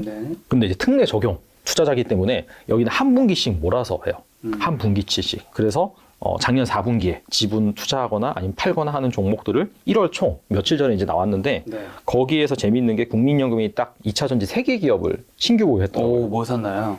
첫 번째가 첨보. 첨보. 네, 첨보고 두 번째가 대주전자재료, 세 번째가 코스모 화학입니다. 근데 얘네가 약간 좀 비주류예요, 지금 시장에서. 그러니까 아시다시피 최근까지 좀 좋았던 주식은 LG 에너지 솔루션 대장주, 그다음에 그 리튬 광산 관련해 가지고 뭐 포스코 케미칼이라든지 포스코 홀딩스라든지 그다음에 아직은 펀드멘탈은 검증 안 된 약간 테마주성에 있는 뭐 그런 뭐 하이드로리튬, 어반리튬 이런 종목들도 있어요. 근데 그런 기업들이 이제 리튬 광산 투자한다, 뭐 기술을 가지고 있다, 정제 기술을 가지고 있다라고 해서 엄청 올랐는데 오히려 이제 국민연금 같은 경우에는 뭐 첨보나 대주전자재료나 그다음에 뭐 코스모 화학 이런 기업들을 매수를 했는데 여기 공통점이 뭐냐면은 최근에 조정을 좀 많이 받았어요. 작년에 코스모학은 좀 아니긴 한데 대부분 작년에 실적이 예상치에 좀 밑돌면서 조정을 좀 많이 받은 그런 섹터 중에 하나다. 첨보 같은 경우는 이제 전해질을 만들고 우리나라 배터리 3사에 다 공급을 하는 그런 업체인데 여기가 이제 중국에서 주로 생산을 하거나 좀 그런 부분이 있는데 중국 쪽에서 그 공급 과잉 이슈, 그 다음에 이제 뭐 제로 코로나 봉쇄로 인해서 수요가 좀 감소하는 그런 측면이 좀 있었어요. 그래서 이 전해질 가격이 좀 떨어진 측면이 있습니다. 근데 이런 부분이 반대의 그런 매크로 환경이 펼쳐진다. 리오프닝이 된다라고 하면 정상화될 수 있는 부분이 있고 그다음에 뭐 증설 같은 거 그런 것도 꾸준히 해서 이제 자체적으로 생산하는 부분이 있어서 원가 절감이라든지 수익성이 좀 높은 그런 전해질을 생산한다든지 그런 측면이 좀 있어요. 그래서 기저 효과로 인해서라도 올해 좀 실적이 좋아질 것이다라는 그런 아이디어가 있는 것 같고 그 차트를 보시면은 좀 이렇게 많이 좀 내려온 상태, 바닥권에 있는 상태이긴 해요. 그래서 이런 것들을 좀 저가 매수했다라고 생각이 되고 대주전자 재료 같은 경우에는 이제 그 2차 전지 쪽에서는 실리콘 음극재를 이제 만드는 기업인데 실리콘 음극재가 뭐 양극재까지는 아닌데 그럼에도 불구하고 좀 진입 장벽이 있다라는 그런 평가가 있고 그 다음에 여기가 이제 그 LG 에너지 솔루션이 투자자로 참여한 그 상호펀드 IMM에서 만드는 약간 배터리 투자 펀드가 있어요. 그 펀드에서 이제 대주전자 재료를 또 한 수백억 원 정도 투자를 한 측면도 있고, 그 다음에 1월 3일인가? 그 공시가 나왔어요. 1월 5일인가? 정확하게 날짜는 기억이 안 나는데, 자기 자본의 한 40% 이상을 투자를 해서 그 실리콘 응급제 공장을 증설을 하겠다라고 했는데, 이거 뭐 증권가에서는 일단 제가 리포트를 보고 말씀을 드리는 거, 현재 생산 캐파가 이제 3,000톤 정도 되거든요, 연간. 근데 이거를 거의 8만 톤까지 늘린다라고 하더라고요. 그러면 그 몇십 배 정도 늘어나는 거거든요. 근데 이게 뭐 배팅을 한 거긴 하지만은 어느 정도 좀 수요처가 있기 때문에 좀 그런 선택을 하지 않았나 그런 생각이 들어가지고 뭐 이런 아이디어가 있다라고 말씀드리고, 마지막으로 코스모화학 같은 경우에는 이제 원래 화학주죠. 이산화티타늄이랑 그다음에 황산 코발트를 만드는 업체인데, 우리나라 배터리가 3원계라고 해서 뭐 NCM, NCA 이렇게 들어가는데 가운데 C가 코발트예요. 근데 사실 이 코발트가 제일 비싸거든요. 가격 변동성도 크고 특정 지역에서만 생산이 돼서. 그래서 이제 이거를 계속해서 좀 줄여가요, 줄여가. 네. 니켈 비중을 좀 키우고. 근데 아무튼 간에 우리나라에서 유일하게 이 황산 코발트를 생산하는 측면이 있고, 추가적으로는 좀 다양한 양극재로 좀 다변화하는 그런 측면이 있습니다. 그리고 무엇보다도 이제 폐배터리 재활용 관련해서 지금 증설을 계속해서 하고 있어요. 그래서 이런 아이디어들이 있다라는 부분이 있고, 제가 이제 아이디어를 말씀드리는 거지 이거를 사라 그런 건 아니고, 네. 국민연금이 이런 것 아이디어를 보고 좀 저가 매수를 했다라는 차원이고, 국민연금 무시하신 분들 되게 많거든요. 네. 근데 투자 잘하는 편이에요, 제가 보기에. 그렇죠. 네. 국민연금이 제가 알기로도 세계적으로도 투자 잘하는, 물론 작년에 수익률은 안 좋았지만 작년에 그게 워낙 안 좋았으니까. 작년만 보고 평가를 하면 안 되는 거잖아요. 맞아요. 사실 전체 그 비중에서 우리나라 주식 비중은 상당히 낮거든요. 근데 개별 종목 관점에서 보면은 투자를 잘하는 편이에요. 그리고 개인 투자자들이 참고하기 좋은 게 투자 호흡도 약간 좀 적당해요.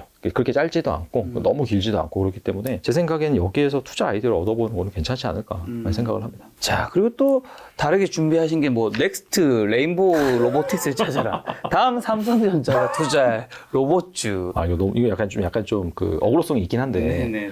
최근에 이제 앞서서 말씀드렸다시피 삼성전자가 이제 레인보우 로보틱스 유상증자에 참여를 해서 네. 지분을 확보한다는 그 소식이 나오자마자 레인보우 로보틱스 주가가 원래 3만 원대 수준이었는데 네. 지금 5만 원까지 오르긴 했거든요. 상당히 많이 올랐죠. 그냥 큰 흐름을 보시면 될 것 같아요. 제가 지난번에 나와서도 그 단순히 2023년 투자 아이디어가 아니라 그냥 최소한 3년 정도 볼만한 투자 아이디어 중에 하나로 이 로봇을 말씀드렸었어요. 맞아요. 근데 뭐 아시다시피 이제 탈세계화, 블록화 관점에서 어차피 그 선진국에다가 계속해서 공장을 증설을 하면은, 네. 그리고 아시다시피 지금 인플레이션이 발생한 게 인건비 상승 이런 부분도 있는데, 필연적으로 인건비가 더 올라갈 수가 있으니 원가 절감을 해야 된다. 그런 차원에서 성장할 수밖에 없는 산업이 이제 로봇 쪽이다. 그래서 이쪽은 많이 앞으로 커질 거다라고 이제 말씀을 드렸는데, 그런 차원 중에 하나가 아닌가 이제 생각이 들고, 그런 부분에 있어서 삼성전자가 모든 것을 다 하기에는 여러 가지 효율성도 안 나오고, 그 다음에 뭐 자본주의 관점에서도 선택과 집중을 하는 게 맞는 것이지. 네. 그런 관점에서 이 레인보우 로보틱스를 투자하셨다라고 보면 될 것 같아요. 그래서 이 레인보우 로보틱스가 좀 어떤 기업인지 살펴볼 필요가 있는데, 네. 일단은 그 카이스트 연구진 중심으로 이제 만들어진 회사고, 뭐 2016년인가 15년인가 미국에서 주최하는 뭐 재난 안전 뭐 로봇 대회에서 우승한 경력도 가지고 있고, 그 다음에 핵심 그런 부품 뭐 인코더, 감속기, 모터, 구동 부품 관련 것들을 다 내재한 업체예요. 그래서 일단 첫 번째 기술력은 확실히 있다 부분이고, 좀 취급하는 그런 다양한 스펙트럼 제품에 대한 그런 걸 가지고 있어요. 이를테면 협동 로봇도 마찬가지고, 뭐 자율주행 이송 로봇도 마찬가지고, 그 다음에 그 보스턴 다이나믹스에서 그 출시하는 그 로봇기 아시죠? 스팟. 그것도 얘네들 실제 만들어요. 그래서 좀 그 정도 다양한 스펙트럼과 기술력을 가지고 있다. 근데 그게 이제 사실 포인트인 것 같고, 그렇다면 이런 기술력을 가지고 있는 또 다른 로봇 주식들은 또 누가 있을까라고 생각을 해보니까, 대표적으로는 SPG. PG 같은 경우에는 여기 완제품을 만드는 건 아니에요. 네. 대신에 그런 구동 부품이라든지 감속기, 모터 이런 것들을 예전부터 만들어서 가전제품이라든지 네. 산업용 무슨 기계 이런 거에 납품을 했는데, 최근에 이제 뭐 자료를 찾아보면은 뭐 우리나라뿐만 아니라 일본 쪽, 그쪽 로봇에 들어가는 그런 핵심 부품 같은 경우에 테스트를 거쳐서 납품을 할 것이다 라는 그런 얘기가 있더라고요. 그래서 그런 관점에서 기술력은 좀 있는 업체다라고 해서, 또 삼성에도 거래를 예전부터 했었어요. 그래서 그런 부분이 있어서 좀 주목을 해보면 좋지 않을까, 그런 측면이 있을 것 같고, 그 다음에 또 볼만한 주식이 또 뉴로메카라고 있어요. 여기는 상장한 지 얼마 안 됐습니다. 네. 얼마 안 되긴 했지만은 여기 같은 경우에도 핵심 부품을 계속해서 내재화하는 그런 움직임을 가지고 있고, 여기가 아마 장영실상 수상도 받은 것도 있고, 그 다음에 다양한 정말 그 로봇 관련 제품 스펙트럼을 가지고 있는데, 그런 것들 가장 많이 상용하는 업체예요. 그런 측면에서 이 뉴로메카도 좀 주목을 해볼 필요가 있고, 그 다음에 시가총이 좀 작긴 한데 RS 오토메이션이라고 있습니다. 그 기업 같은 경우에는 삼성회사의 스핀오프 분할돼서 나온 그런 기업이고, 여기는 완제품을 만든다라기보다도 구동 제어 기기라고 해서 이 로봇을 모션을 제어하는 그런 부분에 있어서 자칭한 세계적인 기술을 가지고 있다라고 말하는 그런 기업이기도 해요. 그래서 약간 이런 기업들 네. 중심으로 좀 보시면 어떨까. 그러니까 이런 기업을 삼성전자가 다음에 또 투자할 거야 라기보다도 어느 정도 좀 삼성이랑 연관된 부분도 있고 기술력도 가지고 있으니 이런 쪽도 같이 좀 보시면 좋겠다. 네, 그렇게 이제 이해를 하시면 좋을 것 같습니다. 네. SPG와 뉴로메카, 그 다음에 RS 오토메이션, 그 다음에 이건 좀 관련성이 좀 적긴 한데 UI 로보틱스라고 있어요. 네. 여기는 포인트가 뭐냐면은 이 로봇 기업 중에서는 거의 유일하게 흑자예요, 여기가. 여기는 대신에 뭐 약간 어느 쪽에 집중이 되어 있냐면은 산업용 로봇, 그러니까 무인 공장 이런 쪽에 좀 집중이 되어 있고, 삼성전자가 2030년에 이제 100% 무인 공장을 도입하겠다라고 얘기를 하면서 부각을 받은 업체긴 해요. 그래서 이런 기업들도 좀 보시고, 대신에 이 로봇주 같은 경우에는 제가 봤을 때는 상당히 변동성이 크고 네. 아직까지는 실적이 제대로 나온 것이 거의 없어요. 말씀드린 것처럼 유일 로보틱스가 유일하게 흑자다라는 관점에서 주가 변동성이 상당히 심할 거예요. 그리고 아마 한 2016년도 2차 전지, 그때도 2차 전지 한번 날아갔었거든요. 근데 그때 제대로 된 이제 실적이 내는 기업은 별로 없었죠. 그래서 그런 거기 때문에 변동성 상당히 클 수가 있다. 그래서 나의 투자 성향과 잘 맞는지, 내가 이제 트레이딩을 잘 할 자신이 있는지, 그런 차원에서 여러분들이 좀 보시면 좋겠다라고 네. 이제 말씀드릴 수가 있을 것 같습니다. 이번에 중환시 대한민국 산업지도 책을 내신 것처럼 아마 산업의 성장성을 아는 게 우리가 되게 중요하다는 거잖아요. 그럼 산업의 성장성은 어떤 걸 좀 확인하면 알 수 있을까요? 뭐 예시를 좀 들어주신다면. 가장 뭐 확실한 거는 네. 뭐 데이터를 봐야죠, 사실. 그렇죠. 뭐 찾아보면 그런 데이터가 많이 나옵니다. 뭐 연평균 성장률이 얼마나 되고 앞으로는 또 얼마나 커질 수 있는지 네. 이제 그런 부분을 좀 보시면 되고, 그다음에 해당 산업에 뭐 추가적인 성장 모멘텀이 발생을 하는지 그런 부분도 잘 살펴볼 필요가 있는데, 제가 말씀드린 아까 그 로봇 같은 경우에도 이 탈세계화라든지 그다음에 이제 뭐 블록화라고 하면서 선진국 쪽에서 공장이 들어서다 보니까 인건비 저감할 할 수밖에 없는 그런 이슈와 맞물리는지 이제 그런 부분들 잘 살펴보시면 될 것 같고, 뭐 우주항공도 마찬가지라고 볼 수가 있겠죠. 원래는 사실 우주항공이 네. 그 에어로스페이스거든요. 그러니까 항공우주예요, 원래 항공우주. 근데 항공기를 만드는 기술과 이 우주선을 만드는 기술 내지는 인공위성을 만드는 기술이 크게 다르지 않는다, 이제 그런 관점이잖아요. 근데 원래는 이제 예전에는 이 항공기를 만드는 그런 주식들이었다라고 한다면은 앞으로는 이게 이제 위성이라든지 아니면 우주선을 만드는 거기에 들어가는 기자재를 만드는 그런 주식으로도 뭐 변모할 수 있다라는 그런 부분이 되기 때문에, 또 이거와 또 약간 좀 꼬리에 꼬리를 물고 나올 수 있는 게 또 방산 쪽이잖아요. 그렇죠. 사실 발사체에다가 사람을 실어서 우주로 날려보내면은 우주선이 되는 거고, 거기다 미사일을 실으면은 ICBM이 되는 거잖아요. 약간 그런 측면이 있기 때문에 그런 확장성도 지금 나올 수 있는지 그런 것도 좀 잘 보시면 좋지 않을까 네, 생각이 듭니다. 자, 그러면 이제 어떤 산업에 투자를 결정했을 때 투자 포인트는 또 어떤 걸 좀 확인해야 될까요? 그거는 산업마다 다 달라요. 네. 뭐 이를테면 제약바이오를 제가 좀 예를 들어 본다라고 하면은, 이게 사실 제약바이오 되게 어렵잖아요. 네. 뭐 공부할 것도 많고 많긴 많은데 오히려 약간 주가를 움직이는 포인트 같은 경우에는 명료하거든요. 대표적으로 한 3가지 정도를 들 수가 있을 것 같은데, 네. 첫 번째가 이제 그 임상 단계, 임상. 1상, 2상, 3상. 삼상. 거기에서 통과할 확률이 가장 낮은 게 2상이에요. 3상이 아니라. 그게 왜 그러냐면은 뭐 아시다시피 처음으로 이게 약효 효능이 있는지 테스트하는 거고, 그게 임상이에요. 임상 1상은 안정성만 보는 거고, 이게 위험하냐 위험하지 않냐. 3상 같은 경우에 임상에서 2상에서 검증이 된 그런 거에 대한 모수를 늘려서 한 번 더 테스트하는 거기 때문에 임상 2상 성공 확률이 통계적으로 약간 좀 뭐 기관마다 좀 다르긴 한데 보통 30% 정도거든요. 그래서 만약에 이 임상 이상에서 뭔가 중요한 그런 뭐 적응증 관련 치료제를 개발하고 있다라고 한다면은 좀 잘 살펴볼 필요가 있다. 네. 그게 첫 번째가 될 수 있을 것 같고, 두 번째 같은 경우에 스케줄 같은 경우에는 대표적으로 뭐 1월에 있는 JP 모건 헬스케어 그런 부분이 있고, 그 다음에 또 3월이나 6월에 미국에서 뭐 암학회라든지 뭐 종양학회 그런 게 있고, 아마 한 9월이나 10월 정도에 네. 유럽도 뭐 암학회 그런 것들이 있어요. 그래서 그 암학회에 참석을 한다라는 리스트가 나온다라고 한다면은 참석해서 뭔가 이제 뭐 발표를 한다든지 연구 성과를 발표를 한다든지 그럴 가능성이 있기 때문에 그런 거기에 참석하는 기업들은 잘 살펴볼 필요가 있는 거죠. 그리고 이제 마지막으로는 이제 어차피 이제 제약 바이오에서 성장 모멘텀이 있는 부분 같은 경우에는 바이오기 때문에 이 바이오도 치료제 종류가 좀 다양해요. 기술 발전 로드맵에 따라서 1세대 바이오 의약품, 2세대 바이오 의약품, 3세대 바이오 의약품. 지금 상용화가 많이 된 의약품 같은 경우 2세대 바이오 의약품이라고 보시면 될 것 같아요. 항체 의약품이라고 합니다. 항체가 이제 뭐 항원, 병원체가 들어오면 이제 공격하는 거잖아요. 그런 거 가지고 이제 만든 바이오 의약품이라고 보시면 되는데, 이제 3세대로 넘어가고 있어요. 그게 이제 대표적으로 세포 치료제, 유전자 치료제. 그래서 이 기업이 만드는 바이오의약품 치료제가 또 세포 치료제인지 유전자 치료제인지 아니면 단순히 항체 의약품인지 그런 거에 따라서도 좀 밸류가 달라질 수 있는 부분이 있거든요. 그래서 그런 것들을 포인트를 제가 방금 3가지를 말씀을 드렸는데 네. 이런 것들을 잘 보시면서 네. 좀 종목을 추려 보시면은 좀 좋지 않을까 그렇게 생각이 됩니다. 자, 그럼 이제 좀 전기차 시장 전망 여쭤보면서 동시에 이제 테슬라 주가도 좀 같이 테슬라 주가가 거의 $100 근처까지 갔다가 좀 이제 반등한 상태이긴 한데 이제 개인 투자자분들이 사실 떨어질 때부터 굉장히 많이 물을 타셨잖아요. 앞으로 좀 어떻게 될지. 일단 전기차 시장의 성장성은 뭐 의심할 여지는 없는 것 같고요. 그쵸. 그거는 그냥 막말로 멱살 잡고 끌고 가는 시장이라고 보시면 될 것 같아요. 이 기후 뭐 협약 관련해서 뭐 지구 온난화 이런 문제를 해결해야 되기 때문에 내연 기관에서 전기차로 바뀌는 거는 자명한 사실이고 대신에 이제 개별 기업 뭐 주식 관점에서 본다라고 하면은 사실 대장주가 테슬라였잖아요. 한때 거의 한 400불 그 정도까지 갔다가 지금 거의 100불이니까 거의 뭐 한 80% 가까이 떨어졌다라고 볼 수가 있는데 일단은 테슬라 얘기를 하면은 좋게 얘기를 하든 안 좋게 얘기를 하든 얘기하는 입장에서 얻을 게 별로 없어요, 사실. 근데 대부분 이제 기사에서 나오는 플로우들을 보면은 계속해서 이제 가격이 인하한다더라. 그다음에 뭐 중국에서 이제 뭐 예를 들어서 예전보다 판매량이 감소를 했다더라. 성장률이 많이 떨어졌다더라. 근데 그런 기사 플러스 그다음에 이제 일론 머스크 CEO 같은 경우에는 뭐 부정적인 얘기가 계속해서 나오고 그래서 이거 보면은 뭐 더 빠질 것 같죠, 사실. 그래서 이런 것들은 좀 객관적인 그런 수치에 기반한 전체적인 그림은 아닌 것 같고 보통 이제 주가가 안 좋고 상황이 안 좋으면은 거기에 맞춰서 좀 부정적인 기사가 많이 나오잖아요. 네. 그래서 이제 그런 관점에서 좀 살펴를 보면은 좀 객관적으로 제가 좀 수치 관점에서 좀 말씀을 드리면은 올해 아마 한 130만 대 정도 판매를 할 것 같아요.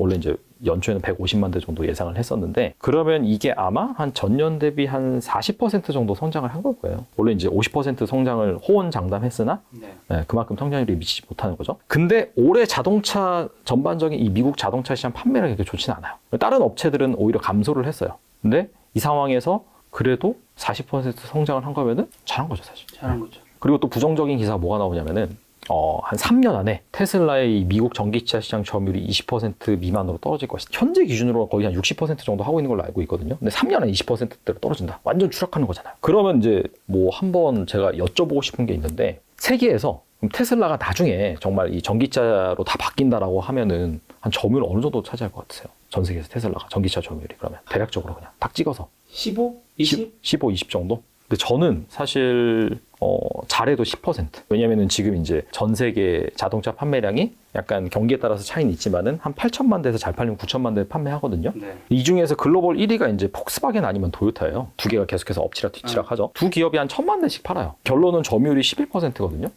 저는 나중에 테슬라가 지금은 뭐 전 세계 전기차 시장에서 아마 한 20%가 조금 안 되는 걸로 알고 있는데 당연히 미국 시장에서 20% 미만인 건 맞는 거예요. 당연한 거예요. 왜냐면은 사실 지금은 다른 업체들이 전기차를 제대로 준비하지 않았고 이제부터 막 주자니까. 그렇죠. 막 쏟아져 나오는 상황에서 당연히 이 점유율은 내려갈 수밖에 없다. 그렇죠. 라는 부분이 당연히 팩트인 것 같고 네.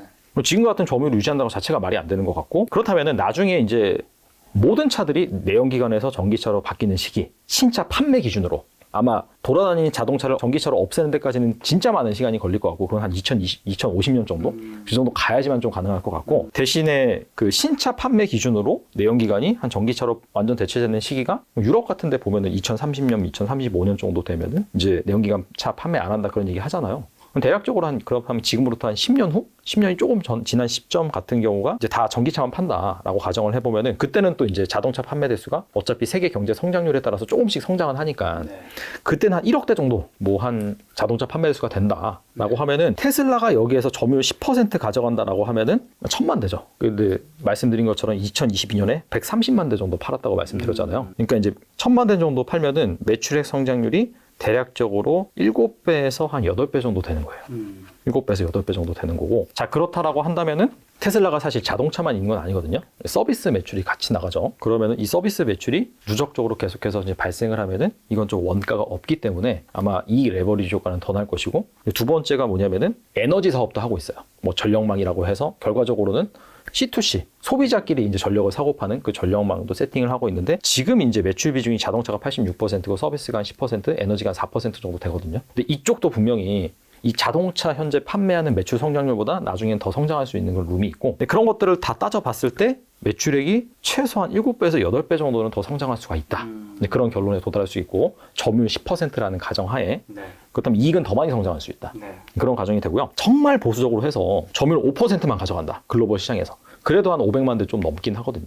그리고 아까 말씀드린 것처럼 그러면 한 4배 정도 성장을 하는 거고 대신 이익은 더 많이 성장을 하는 거고 그러면 여기에서 제가 봤을 때는 글쎄요 매력이 없다라고 볼 수는 없을 것 같아요. 길게 보면은. 그리고 지금 PER이 27배거든요. 지금 이게 포워드 기준이긴 해요. 앞으로 1년간 놓고 보는 포워드 기준 27배인데 지금 스타벅스의 PER이 30배고 코카콜라의 PER이 아마 거의 40배 가까이 돼요. 근데 아시다시피 성장성 관점에서 보면은 테슬라가 훨씬 더 많이 성장을 한단 말이에요. 그리고 이제 작년에 40%고 올해 그럼 경기 침체가 와서 더 성장률이 둔화된다라고 하더라도 만약에 한 27% 정도만 성장을 해도 결국에는 이제 이 성장률을 또 이익으로 나눈 뭐 그런 게 있거든요. 이게 PEG라고 이제 피터 린치가 썼는데 그게 이제 1배 정도 나와요. 그 정도면은 사실 밸류에이션 매력이 있다라고 판단하는 그런 좀 개념이 있거든요. 그래서 그런 것들을 따져봤을 때 뭐 지금 가격은 제가 봤을 때 괜찮다. 이렇게 좀 시나리오를 세워보면은 괜찮다라는 결론을 낼 수 있을 것 같고 글쎄요. 저는 뭐 나쁘지 않은 것 같아요. 지금 상황에서는 물론 이제 그 전기차 시장 점유율을 어느 정도 차지한다라는 가정이 분명히 좀 존재하긴 해야 되지만은 그렇다면 이제 그럼 주가 반등 트리거는 뭐가 될 것이냐? 당연히 이제 이 자동차 판매 업체이기 때문에 지금까지 자동차 비중이 크고 신모델이 나와야죠. 나와야 돼서 대표적으로 사이버 트럭. 이거 원래 예전에 그 막 예약만 받고 안 나왔었잖아요. 이게 좀 나와주는 그런 부분이 일단 1차적인 모멘텀이 될 수 있을 것 같다. 왜냐하면 미국 같은 경우에는 연간 한 1,500만 대 정도 판매하는 시장인데 픽업 트럭이 가장 많이 팔려요. 이게 한 300만 대 정도 팔립니다. 우리나라 자동차 신차 판매 시장이 150만 대에서 180만 대 사이인데 미국에서는 픽업 트럭만 연 300만 대 정도 팔리니까 그게 이제 사이버 트럭이거든요, 사실. 그래서 여기에서 사이버 트럭이 딱 나왔을 때 이게 초기 판매량이라든지 그런 부분이 의미가 있다. 라고 한다면은 반등의 단초가 될 수 있을 것 같고 이거는 나오긴 나올 거예요. 이제 시기의 문제긴 한데 오늘 기사를 보니까 또 LG 이노텍이 뭐 전자신문에서 단독 기사로 낸 거긴 한데 사이버 트럭 뭐 카메라 모듈 수주를 뭐 했다 이렇게 나왔더라고요. 생산이 되긴 된다는 거거든요. 그래서 그런 부분이 있고 두 번째 이제 또 모멘텀 뭐냐면은 저가형 모델 25,000달러 미만의 저가형 모델 이걸 이제 속칭 모델 2라고 하더라고요. 이게 또 언제 나와주냐. 아시다시피 모델 3, 모델 Y가 그나마 좀 대중화된 모델이긴 하나 그럼에도 불구하고 좀 가격이 세잖아요. 그렇기 때문에 이 저가형 모델이 또 언제 나오느냐. 네. 그런 부분이 좀 반등의 단초가 될 것 같습니다. 테슬라가 $1,000를 넘었던 시절이 있었잖아요. 천슬라. 그때는 참 뭐 안 좋은 얘기도 했었지만 좋은 얘기가 가득했고 지금은 이제 또 주가 $100 조금 넘을 때는 굉장히 안 좋은 얘기로 가득한데 그게 아마 $1,000 넘었을 때 액면보다 전이었을 거예요. 네, 맞아요. 맞아요. 그때는 참 좋은 얘기가 가득해서 많은 분들이 사고 또 이렇게 지금 안 좋은 얘기가 가득할 때 주가가 싸도 오히려 못 사기도 하고 참 주식이 그래서 어려운 것 같아요.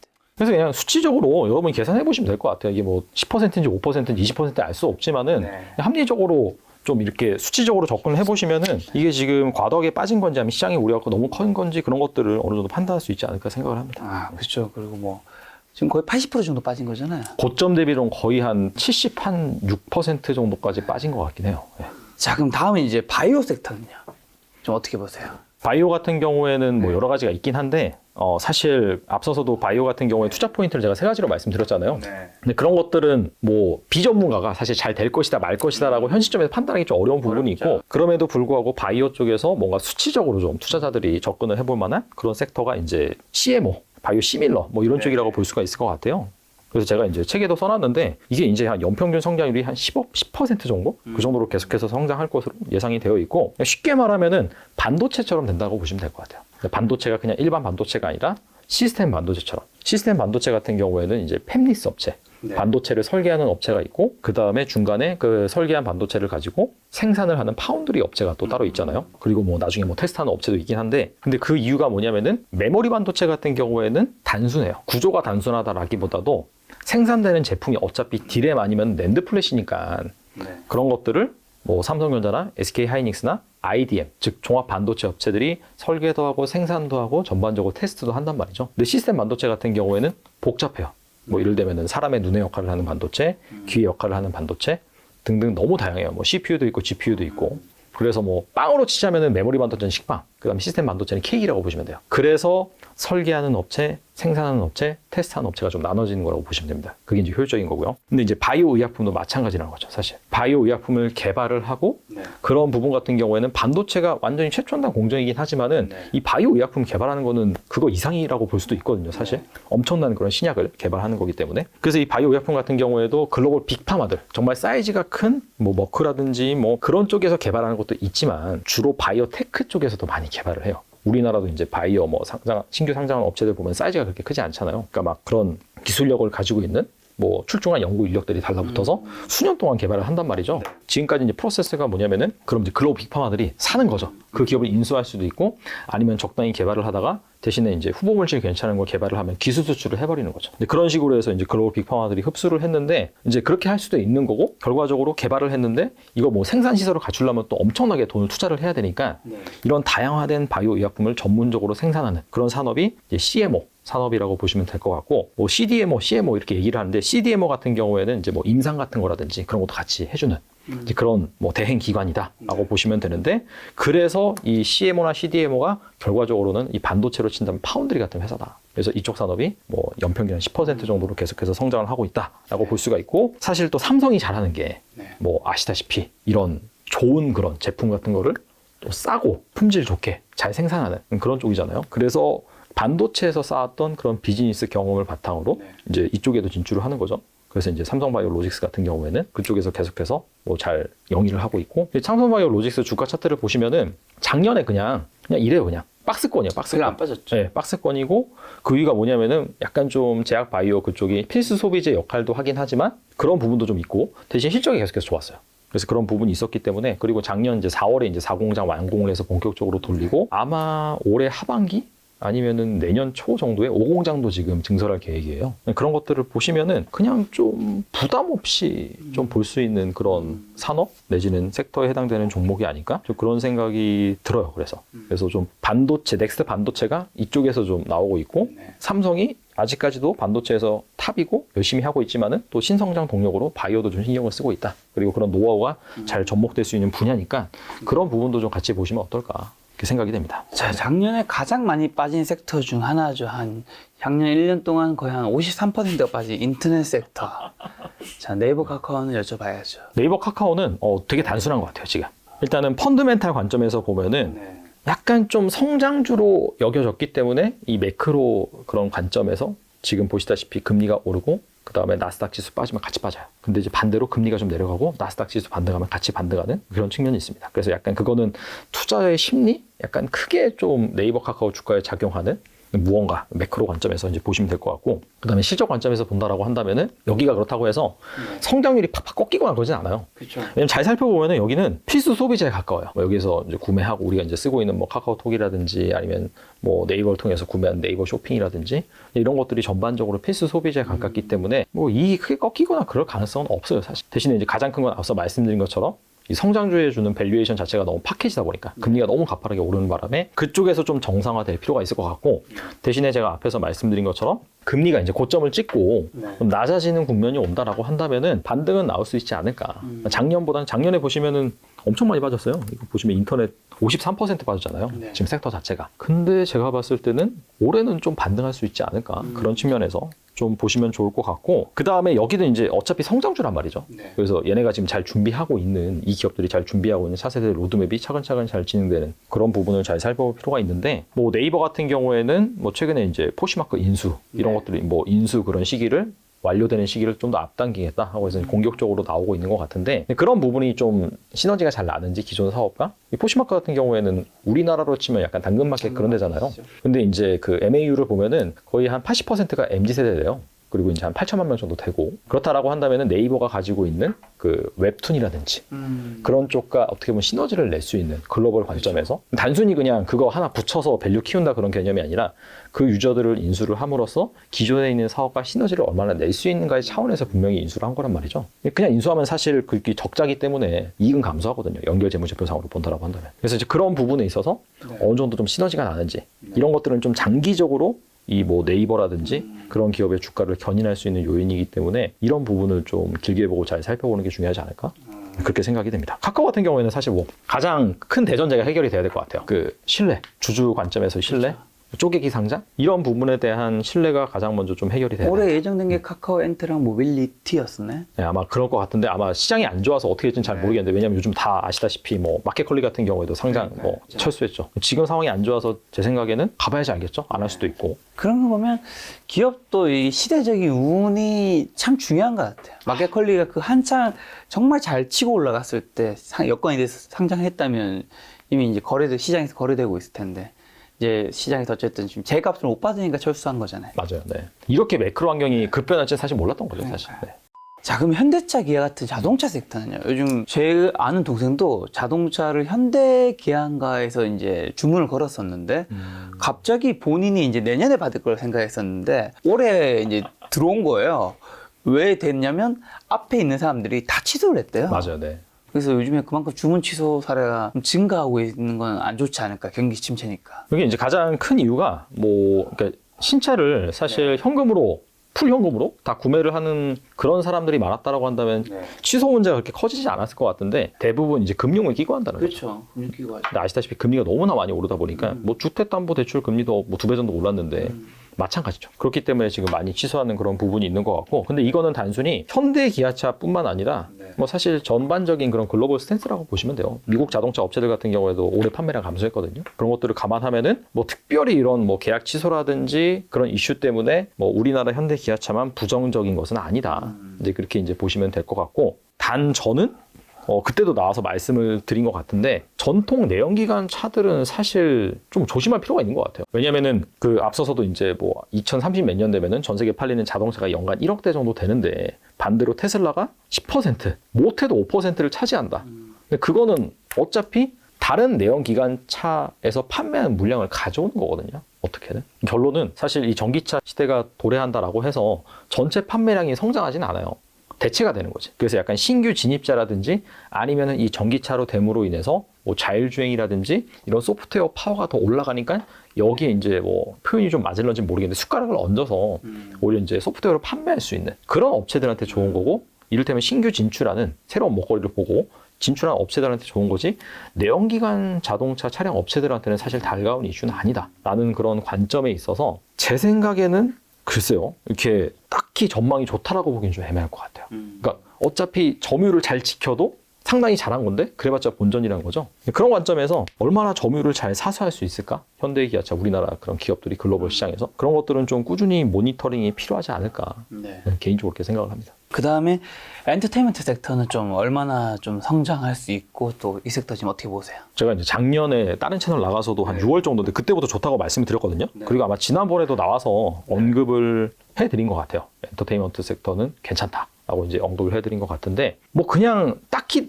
나쁠 게 없어요. 그냥 지금 봐도 사실 실적은 계속해서 잘 성장을 하고 있고 그 다음에 약간 구조적으로 본다 하더라도 2019년 이전까지는 약간 일본이 이제 약간 탑 비중이 가장 큰 매출처였고 그 다음에 뭐 중국이라든지 동남아시아권이었는데 약간 코로나를 기점으로 하면서 유럽, 뭐 북미 이쪽 지역도 점유율이 많이 치고 올라왔고 운반 수출액 같은 거 관점에서 보면 1위가 이제 일본이고 2위가 중국이고 3위가 미국까지 올라왔어요. 그리고 이제 뭐 미국이 더 커질 수도 있는 그런 부분이 있고 그런 부분에 있어서 약간 좀 질적인 측면에서 달라진 측면이 있다라는 그런 부분이 약간 큰 아이디어로 볼 수 있을 것 같고 그 다음에 이제 개별 기업 관점에서 본다라고 한다면은 약간 BTS 노이즈가 어느 정도 좀 사그라든 하이브가 뭐 최근에 약간 좀 좋은 흐름 보이고 있고 뉴진스 같은 경우에도 뭐 빌보드 차트에 오른다 뭐 기사가 있어요. 그런 부분도 있고 JYP 같은 경우에는 보시면은 여기는 사실 뭐 하이브 하면 뭐 BTS 뭔가 강력한 딱 하나의 그런 아티스트는 없는 상황이긴 한데 그게 오히려 약간 좀 강점으로 작용하지 않나? 트와이스 말고도 뭐 이치라든지 그 다음에 뭐 스트리트 키즈 뭐 이런 쪽도 같은 경우에도 어느 정도 계속해서 선방을 하더라고요. 그런 부분에 있어서 실적 성장은 계속해서 이루어질 것으로 보인다라는 부분이 포인트인 것 같고 SM도 비슷한 것 같고 대신에 YG가 좀 못 가는 이유 같은 경우에는 블랙핑크 말고 따로 없어요. 딱히.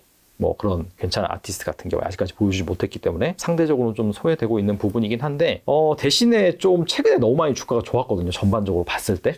너무나 많이 좋아가지고 제 생각에 약간 지금 좀 피로도가 쌓인 것 같아요. 그러니까 실적은 더 성장한 거 맞고 산업은 구조적으로 성장한 게 맞긴 맞는데 제 생각에는 한 작년 하반기부터 다른 주식 안 좋을 때 전반적으로 좀 좋았고 최근에는 그 중국의 리오프닝과 맞물려서 또 한 번 탄력을 더 받아서 한 52주 신고가 다 한 번씩은 터치를 하고 왔거든요. 그래서 약간 좀 쉬어갈 가능성도 좀 있지 않을까? 제가 개인적으로 봤을 때는 좀 생각을 합니다. 왜냐면은 다 좋다 그래가지고 네. 요즘에는. 그래서 좀 그런 부분을 좀 고려를 하시는 게 좋지 않을까. 방금 언급해 주신 그 리오프닝 쪽은요? 항공, 뭐 레저 호텔 엄청 많죠, 사실. 많은데. 너무 카지노. 많은데 일단은 또 국민연금 얘기를 좀 빌려서 하자면은 아마 진에어를 신규 매수하던가 했더라고요, 보니까.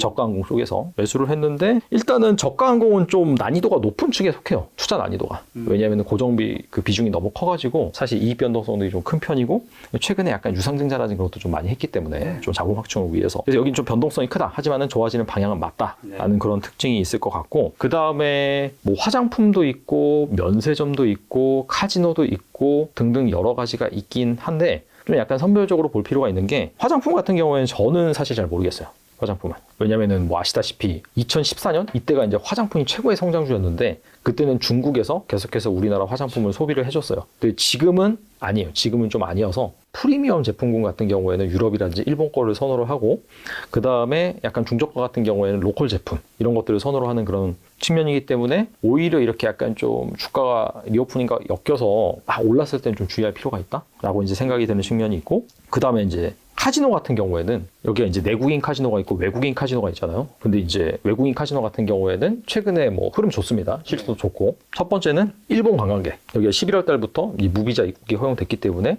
여기에서 이제 본격적으로 유입이 되죠. 그래서 뭐 일본인 뭐 VIP 이런 것도 많이 들어오고 합니다. 그래서 이런 부분에 있어서 일단 모멘텀을 받는 측면이 있고, 두 번째 이제 중국이죠. 근데 아시다시피 지금 입국 막고 있긴 하잖아요. 뭐 검사하고. 그래서 이 부분이 실제로 실적과 연결되기 위해서는 시간이 필요하긴 한데 하여튼 방향성은 맞다. 이제 그렇게 보시면 될 것 같아요. 그래서 하나가 더 남은 거죠. 중국이 들어와서 이제 소비할 수 있는 그런 하나가 더 남은 거기 때문에 그런 측면에서 저는 카지노는 지금 주가가 좀 부담스럽긴 해요. 최근에 많이 올라서. 근데 약간 쉬어갈 때는 좀 관심 있게 봐도 되지 않을까. 그렇게 생각을 합니다. 자, 마지막으로 시음주 섹터만 한번 볼까요? 이제 여기는 경기 침체기에도 어쩔 수 없이 먹어야 되는 쪽 분야니까. 근데 단순히 식음료 섹터를 지금 매크로 환경이 뭐 사실 지금 경기 침체여서 필수 소비재여서 봐야 된다라고 하는 건 약간 좀 늦은 감이 있지 않을까. 이미 좀 작년에 봤었는 게 맞는 것 같고, 왜냐하면 앞서서도 제가 말씀드린 게 코카콜라 PR이 거의 40배 가깝거든요.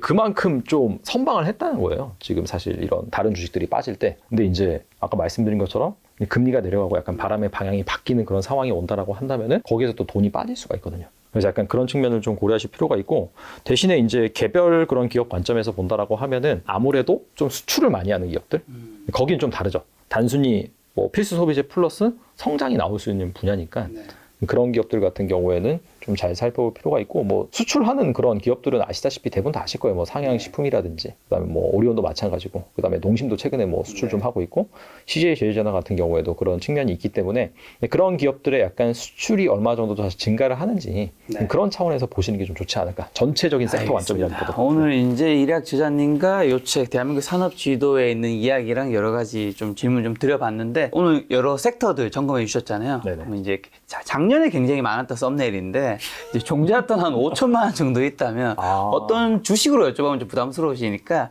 어떤 섹터 정도로 몇 개 정도로 해서 좀 담아 주실 건지 포트폴리오 짠다면. 일단은 첫 번째는 좀 반도체는 좀 들어가야 될 것 같아요. 약간 좀 역발상 관점에서 반도체는 뭐 아까 제가 말씀드린 것처럼 올해 최악입니다. 최악이다 보니까 대신에 이제 내년에는 오히려 좋아진다라는 관점에서 보면은 지금부터 이제 슬슬 좀 빠질 때마다 좀 사모아 가면은 좋지 않을까. 뭐 그런 생각도 들기도 하고. 근데 두 번째 같은 경우에는 사실 아까 말씀드린 것처럼 이 중국 소비 관련해서 리오프닝 그런 쪽이 지금 단기간에 주가가 좀 많이 오르긴 했어요. 하지만은 또 뭐 갑자기 어제 같은 경우에는 뭐 약간 보복 관점에서 우리나라 비자 발급 중단한다. 그럼 또 빠지거든요. 근데 이런 쪽이 단순히 테마라고 볼 수가 없고, 사실 이 중국이 이 제로 코로나를 끝나고 리오프닝으로 돌아서는 관점에 있어서는 확실히 그 흐름은 맞으니까 그동안 또 뭐 사드 배치라든지 뭐 한한령이라든지 그런 부분들에 상당히 많이 눌려 있었기 때문에 그런 쪽에서는 제가 봤을 때는 뭐 실적 증가가 수반한 그런 흐름이 나오지 않을까라는 차원에서 좀 그렇게 좀 담아가시는 것도 제 생각에는 좀 좋을 것 같고, 근데 리오프닝 섹터가 되게 많습니다. 보시면은 뭐 그래서 좀 잘 선별하실 필요는 있다. 라고 이제 말씀을 드릴 수 있을 것 같고, 그 다음에 또 하나 꼽는다라고 한다면은 이거는 주식은 아니기는 하지만 약간 좀 해지 관점에서 아까 말씀드린 그 채권. 네. 아까 이제 뭐 말씀드린 장기물을 선호하신다, 좀 듀레이션 길고 변동성이 큰 거를 선호하신다라고 한다면은 뭐 KB스타, 키스, 한스 국고채, 30년물 그런 거 같은 경우에도 어느 정도 뽑아가셔서 혹시라도 하드 랜딩이 올 수 있잖아요.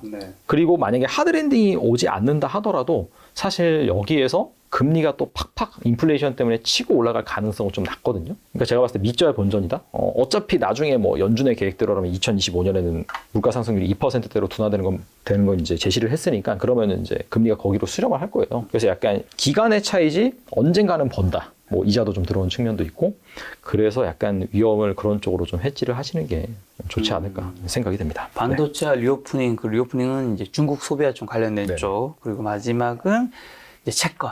자, 이제 2023년이잖아요. 벌써 이제 1월 이제 곧 있으면 설 연휴도 이제 다가온 것 같은데 저희 시청자분들에게 뭐 마지막으로 투자 조언 한마디만 주신다면. 네, 뭐 저도 이제 채널을 운영하고 있으니까 네.